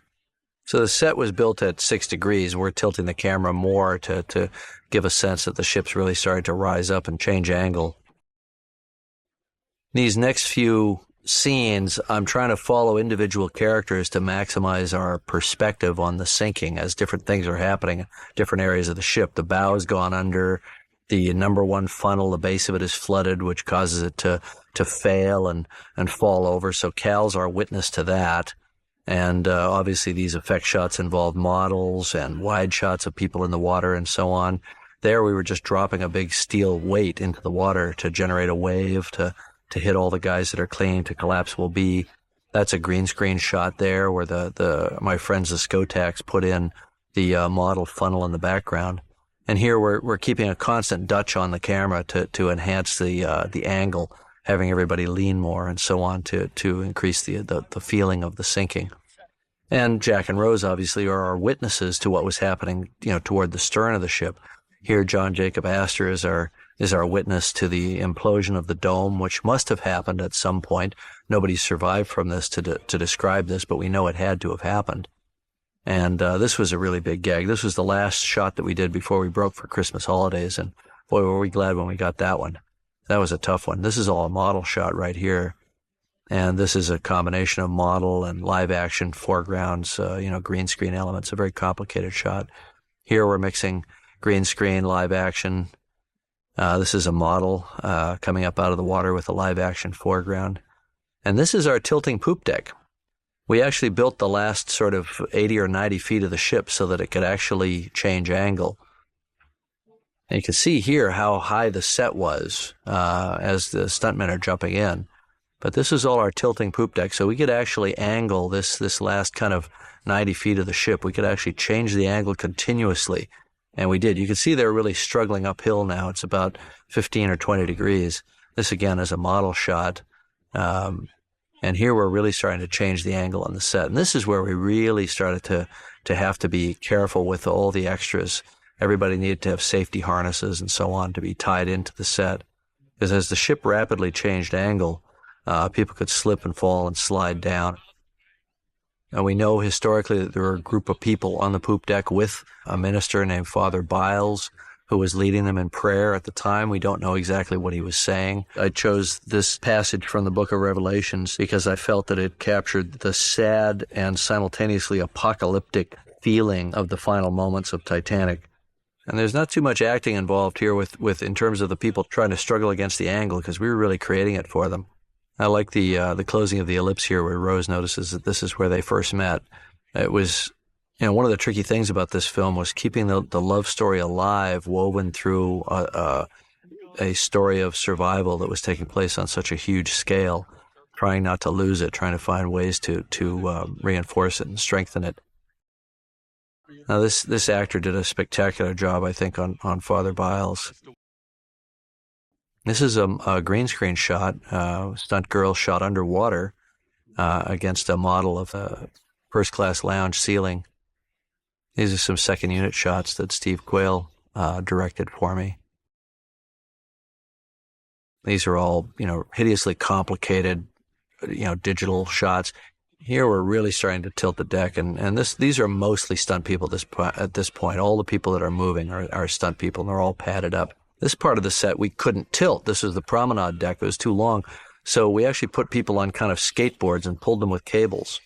These sets all were small tilting sets that we built just to wreck the furniture. Okay, so she's on a skateboard, and the camera's just Dutched to create the angle. This is a combination of miniature, CG water, full-scale set with the camera angled, some CG motion control, people falling. Pretty complicated shot. That hands off to a green screen. This is a CG guy falling. A lot of green screen foreground people. Tilting set here. That's a CG guy. Now, apparently this really happened. I mean, when Titanic tilted up into the sky, probably the last couple hundred feet of the ship were changing angle out of the water like this. So people would have been pretty high up in the air right before the ship broke. This next shot is basically our guide for this. Was a beautiful painting by Ken Marshall of the last moments of Titanic with the lights blazing, sitting at a 45-degree angle to the water. Ismay is said to have turned away. He couldn't watch the ship sink. Here's our second unit director, Steve Quayle, leaping up to heroically try to throw a breaker and gets himself fried in the process, at which point the lights go out. And the entire rest of the sinking played out in darkness, and so there are a lot of differing reports on what happened. But we know the ship broke up. We know it tore apart, probably at or near the surface. And we know from the condition of the wreck that it was a very violent process, probably even more so than we're showing it here.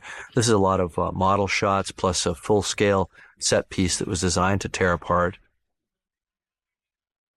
A lot of different techniques all being blended here together. You've got a lot of CG extras on the populating the models in these shots. You've got a lot of green screen people floundering in the water with a model background.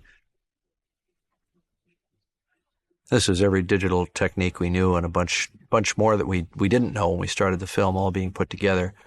And I think that the various effects providers, created just a, very, very seamless and realistic appearance to this whole thing. I think that in terms of what really happened, it probably looked a lot like this. The actual breaking of the ship might have happened just under the water, but certainly the ship was pulled into an upright position. Here we really see the tilting poop deck in action. I mean, we tilted that thing right up vertical, and when you see people falling, they're really falling. This was the most dangerous part of our shooting, I would say. We did have a couple of relatively minor injuries. Most of the deck fixtures are actually made out of rubber and foam rubber, so people are bouncing off of things that are fairly forgiving. But the problem is when they landed on each other, a knee or an elbow could do more damage than the furniture. So here we're, obviously a mixture of miniature shots, green screen shots. All of the effects techniques are being pulled out of the bag at this point. Digital, that guy falling was a CG guy. Those are real stunt people falling, and bouncing off of those big rubber capstans. Sometimes you can even see they look like rubber. That's a digital guy falling in the foreground. So we're mixing it up here. So this is all rubber stuff that they're hitting. They're hitting a lot of rubber dummies there as well that are acting as kind of crash pads for them. That's a green screen shot. Now, when Rose looks over, that's supposed to be Chief Baker Jugan, who actually rowed the ship down. He stood on the stern rail, just like you see here, and rowed the ship down and stepped off into the water and didn't even get his hair wet. And that's a historical fact. So the idea that Jack and Rose could survive this is not implausible. So here again, we're a big mixture of model effects. We had a very, very large model that was rigged to descend with a lot of bubbling compressed air on the bottom and so on. But populating that with people was really incredibly time consuming. And there were a lot of new techniques here in terms of motion capture of stunt people falling and bouncing and hitting things, taking those motion files and applying them to essentially digital extras or digital stunt people. This was all pretty new stuff back then. These are all digital people in these shots right here, except for Jack and Rose in the foreground. Those are all digital folks, which was the only way to do this safely. When you're mixing these kinds of falls with water, it's just too unpredictable an environment. The only way to do it safely is with composite effects. So here we've got a big model submerging, green screen foreground here. And there's Baker Jugan and Jack and Rose getting sucked down. Probably there was not much suction. We probably overplayed it here. So this was toward the end of the shooting, and Kate and Leo needed to be on scuba to be able to do this. Turned out that Leo was a pretty good scuba diver, but Kate had never done it before, so we gave her a little bit of a crash course. She only had to sort of hold her breath and be a couple of feet under the water. But I remember her looking at me like, I know you saved this till the last in case I die doing this scuba. She was not happy on scuba. This stuff was shot really very much toward the beginning of the schedule in quite warm water. The water had to be warm because we were spending 8 or 10 hours a day in it. So the water was probably 80 degrees. This shot has a big digital extension where we added 1,000 people in the background. So all these shots of people struggling after the ship sank were all done in a tank, an indoor tank that was probably only 3.5 feet deep. And we spent so much time in there over a period of a couple of days that we heated the water. Water was probably about 78 or 80 degrees. And everything was shot here with splash housings where the camera was right down close to water level. 2 or 3 cameras, some of this stuff. Now, to make it seem cold, we added digital breath in all these shots, or in a number of these shots. And digital breath was a new concept, but it was the only way we could think of to make it seem like it was really freezing water. I mean, the real effects of hypothermia would be absolutely devastating. I mean, people would already be dying at this point. The water was probably, 30 degrees Fahrenheit, something like that, maybe even colder, right at the freezing point. The people that died at Titanic, most of them didn't drown. They froze to death. They were wearing life preservers. The life preservers kept them at the surface. A number of the bodies were recovered. Several hundred bodies were recovered weeks later even, still well preserved because the water was so darn cold. So the few people that went into the water, like Jack and Rose did, that survived because they were able to get up on something. There was a Chinese man who was balancing kind of on a door that he was using as a raft, who was rescued. There were people who managed to get on an overturned boat. There were people that managed to get into a boat that was mostly swamped, but it allowed them to keep their upper body out of the water. So keeping yourself up out of the water, Jack would know this. I mean, Jack was from Wisconsin. Jack had been ice fishing. He'd been in the water in winter. He knew that you only had minutes. So he's sacrificing himself there. He knows that if they can't both get on that raft, that he's not going to make it. And he knows that at that point. And but she doesn't. She doesn't have that kind of experience. So again, this is all digital breath and good acting. They're acting the cold. And you're feeling it. You're feeling those uncontrolled, unconscious tremors, muscle tremors that you'd get with the early stages of hypothermia. Meanwhile, in the boats, hundreds of yards away, the people were just floating on the boats. And Molly Brown did try to go back, and she was stopped by Quartermaster Hitchens, pretty much the way we show it here. This was all shot in the indoor tank as well. We were vamping at the beginning of production, trying to find things to shoot while the set got completed. So anything small and containable that we could shoot, we shot it out early on. I think Kathy Bates does a spectacular job here, capturing the essence of Molly Brown, the sense of outrage, her commitment to help people. That's just who she was.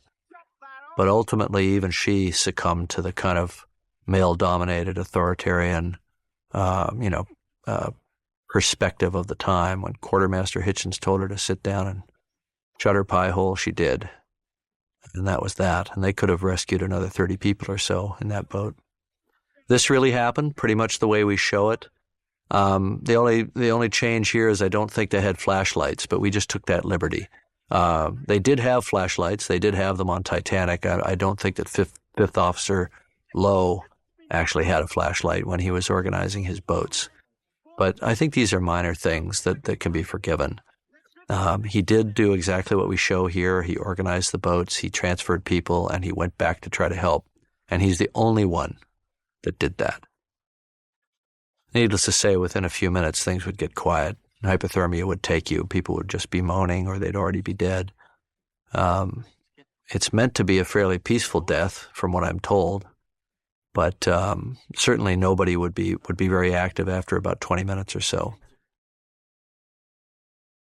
Again, we have the digital breath here. I think Russ Carpenter did a beautiful job lighting these scenes. It's an indirect kind of soft wrapping backlight that really suggests starlight. which would have been the only light that they would have had out there that night. I think Leo does a great job of acting cold and acting through being cold here. He knows he as Jack knows that these are his last moments to communicate with her.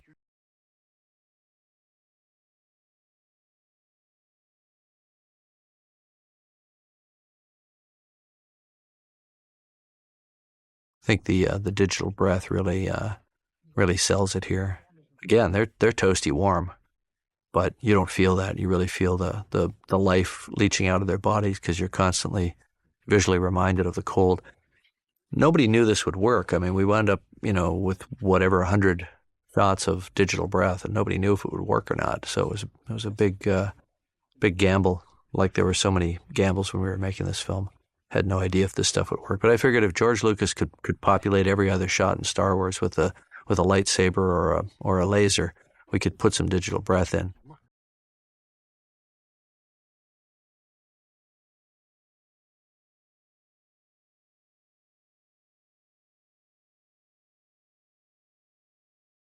Strangely enough, this is a scene that dramatically we never had much question about. It always seemed to play well in rehearsal. I never changed a word of it from the first draft of the script.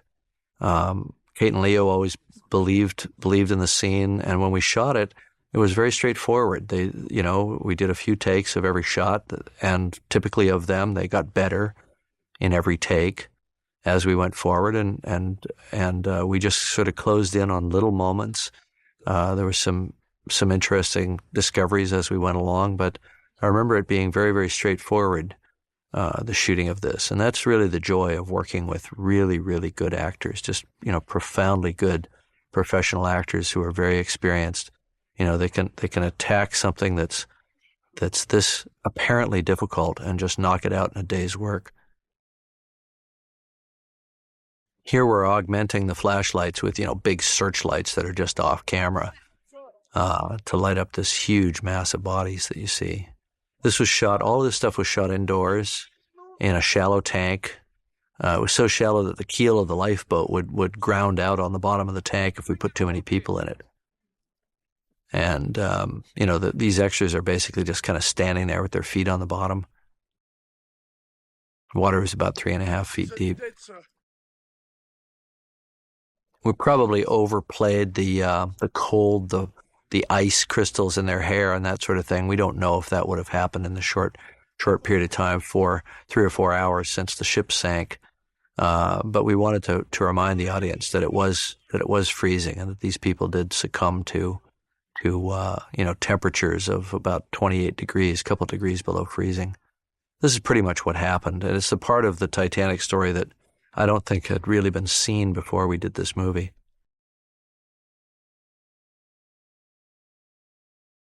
Fifth Officer Lowe is played by Ioan Griffith.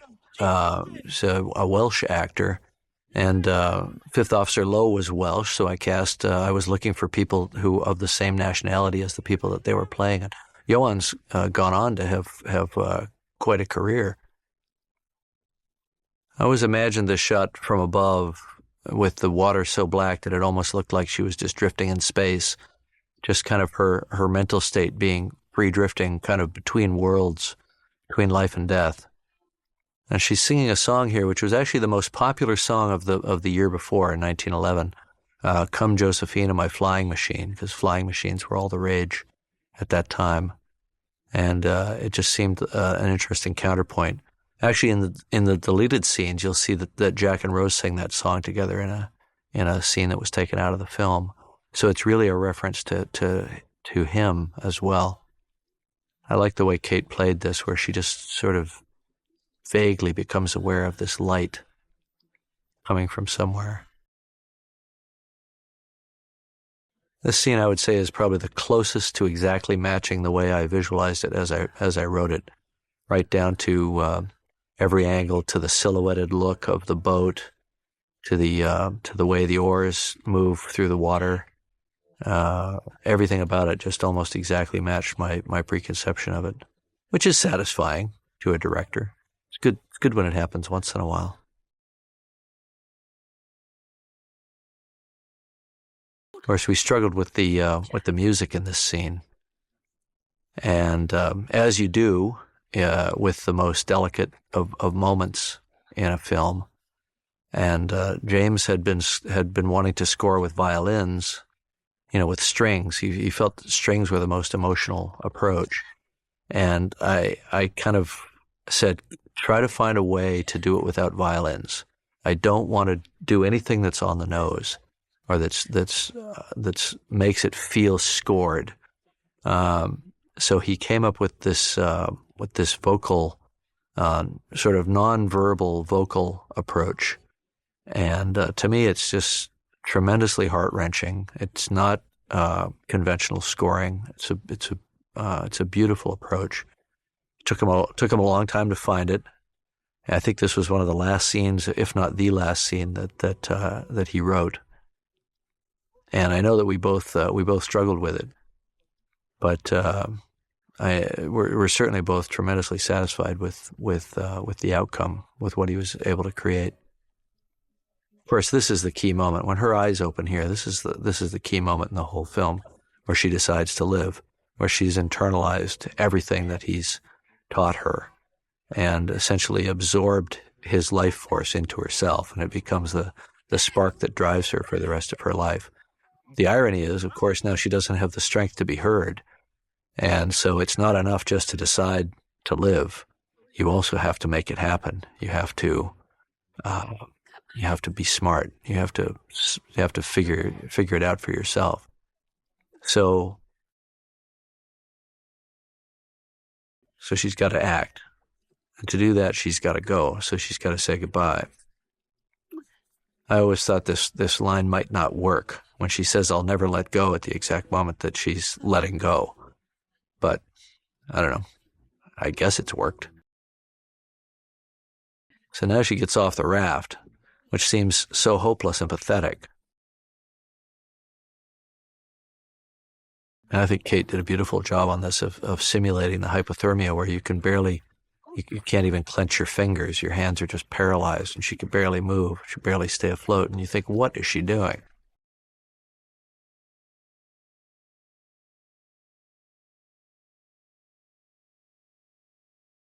But of course, it never serves you to underestimate Rose's intelligence.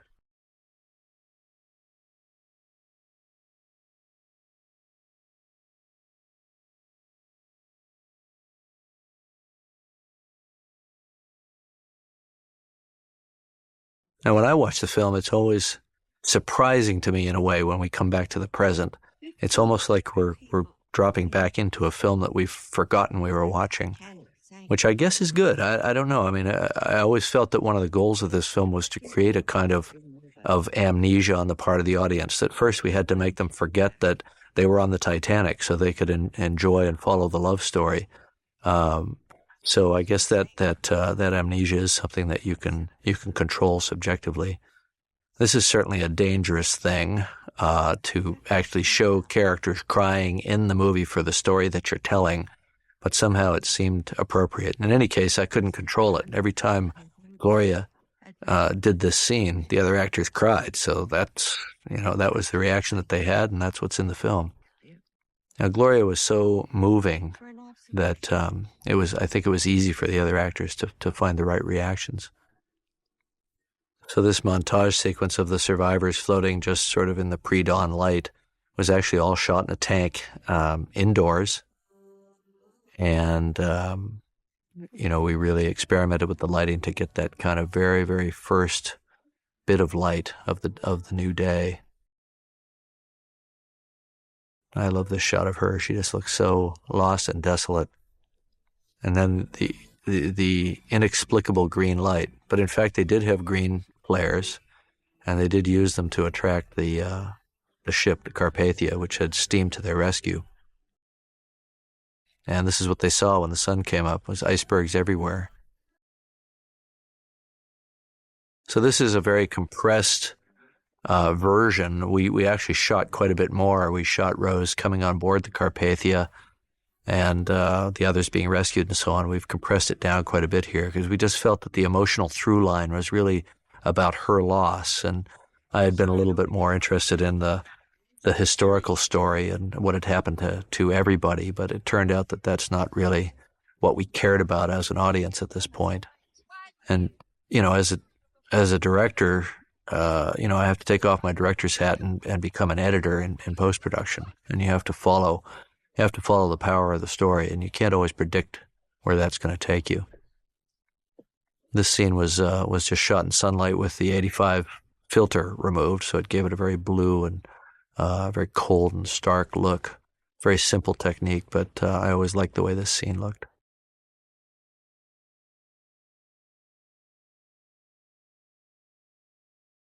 This set of the Carpathia was just a redress of one of our other Titanic sets. I believe it was the well deck. I think it's the forward well deck on Titanic was redressed as the deck of Carpathia. So as the Carpathia steamed into New York a day later, it was raining, in fact, and they would have gone right past the Statue of Liberty, maybe not quite that close. This is an effect shot, obviously, where we added the statue. When he asks her name, she answers Rose Dawson, which basically would have been her married name if Jack had lived. So in her mind, she's basically, married him forever. And I like the way she plays that. So Rose says that there was no record of Jack, and of course there wouldn't have been. I doubt if Ruth would have spoken about it, and she didn't. But it's interesting that there was actually on board Titanic a real J. Dawson, and his headstone exists in the cemetery in Halifax, and people now, of course, heap flowers all over it. Although he was actually a steward on board Titanic, and he was English. He had nothing to do with this. Jack Dawson was a made-up name when I did the script. I didn't find out about this guy until later.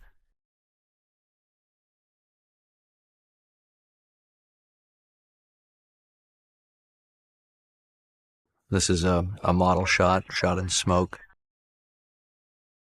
And I think they did quite a nice job on it, the way it just fades out to black. Because the thing you have to remember about Titanic is that it exists in total darkness all the time, except the few moments when we're down there with our lights examining it. So this is all stuff shot with the real Keldysh ship, the real Mir submersibles. This is shot on Keldysh. Here, this was just shot out in the harbor in Halifax in the summer of '96. It was in August of '96, and actually, this was meant to be a much longer end sequence, where Brock, Bill Paxton's character, and Lizzie, Susie Amos's character, confront old Rose, realize that she's got the diamond, and they talk to her about it, and she talks about the lesson of Titanic and all that sort of thing, and Brock has this big epiphany. And it turned out the very first time we sat down and watched the movie, just on video for ourselves, just internally in the editing room, we realized that we needed to wrap things up, that it was the through line, the emotional through line on the story of Jack and Rose and what she's carrying in her heart that is the most important thing at this point. And that the epiphanies and resolutions of the other characters in the present day really didn't mean anything. That the audience wasn't there. We weren't there when we were watching it. We said, "No, this is not it. We've miscalculated here." So we went back and we were able to keep all of this of her at the stern, and all I had to do was shoot 2 shots. One was a tight close up of her reacting to seeing the diamond in her hand, and the other one was her revealing the diamond. So I was able to use all this footage right here and this. And I think the next shot was I think this shot right here was the retake. And this shot right here, which was just done with a little pan of water, I think, down on the floor underneath. And we just played it differently. And of course, we had this, the moment where she discovers the diamond in her pocket was already, we already had that. So it all came together very, very quickly and easily, the sort of reduced ending. And it was exactly right. It was Steve Quayle, my second unit director, who suggested that we just streamline the ending. I always loved this shot here where the diamond hits the water and falls right on the lens. So I went back with Gloria and reworked the ending. And I think it plays much better. You can see it in the deleted scenes. As a scene, it plays fine, but in the context of the flow of the film, it just didn't work. These photographs were a lot of fun. We did this right before we started shooting. We got Kate, and we ran around. We did this sitting for her Hollywood photo, and this was a lot of Photoshop here. I mean, Kate was never next to the biplane. Kate was never next to the elephant. Kate was on the horse, though, even though she had, I think, almost never been on a horse and was petrified. We put the roller coaster in the background. It was actually shot in front of the Santa Monica Pier, but we added the roller coaster because it's not there, at least not the way it was in 1911. Now, of course, the big ambiguity here is, is she alive and dreaming, or is she dead and on her way to Titanic heaven here? And of course, I'll never tell. I mean, I know what we intended at the time, but that doesn't mean I have to go blurting it out.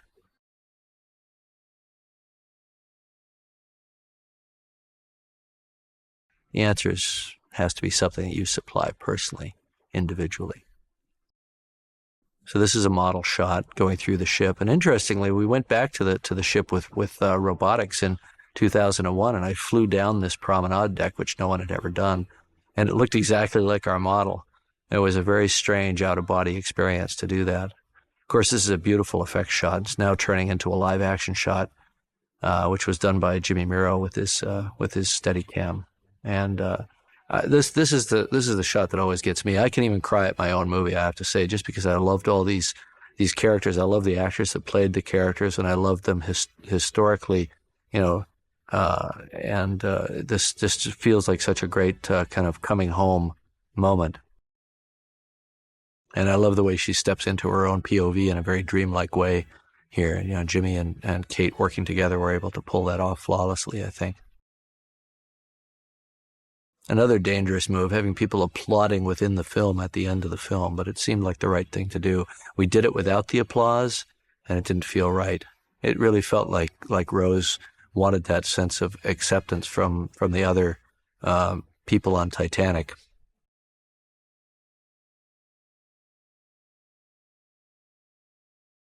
Okay, well, that's about it.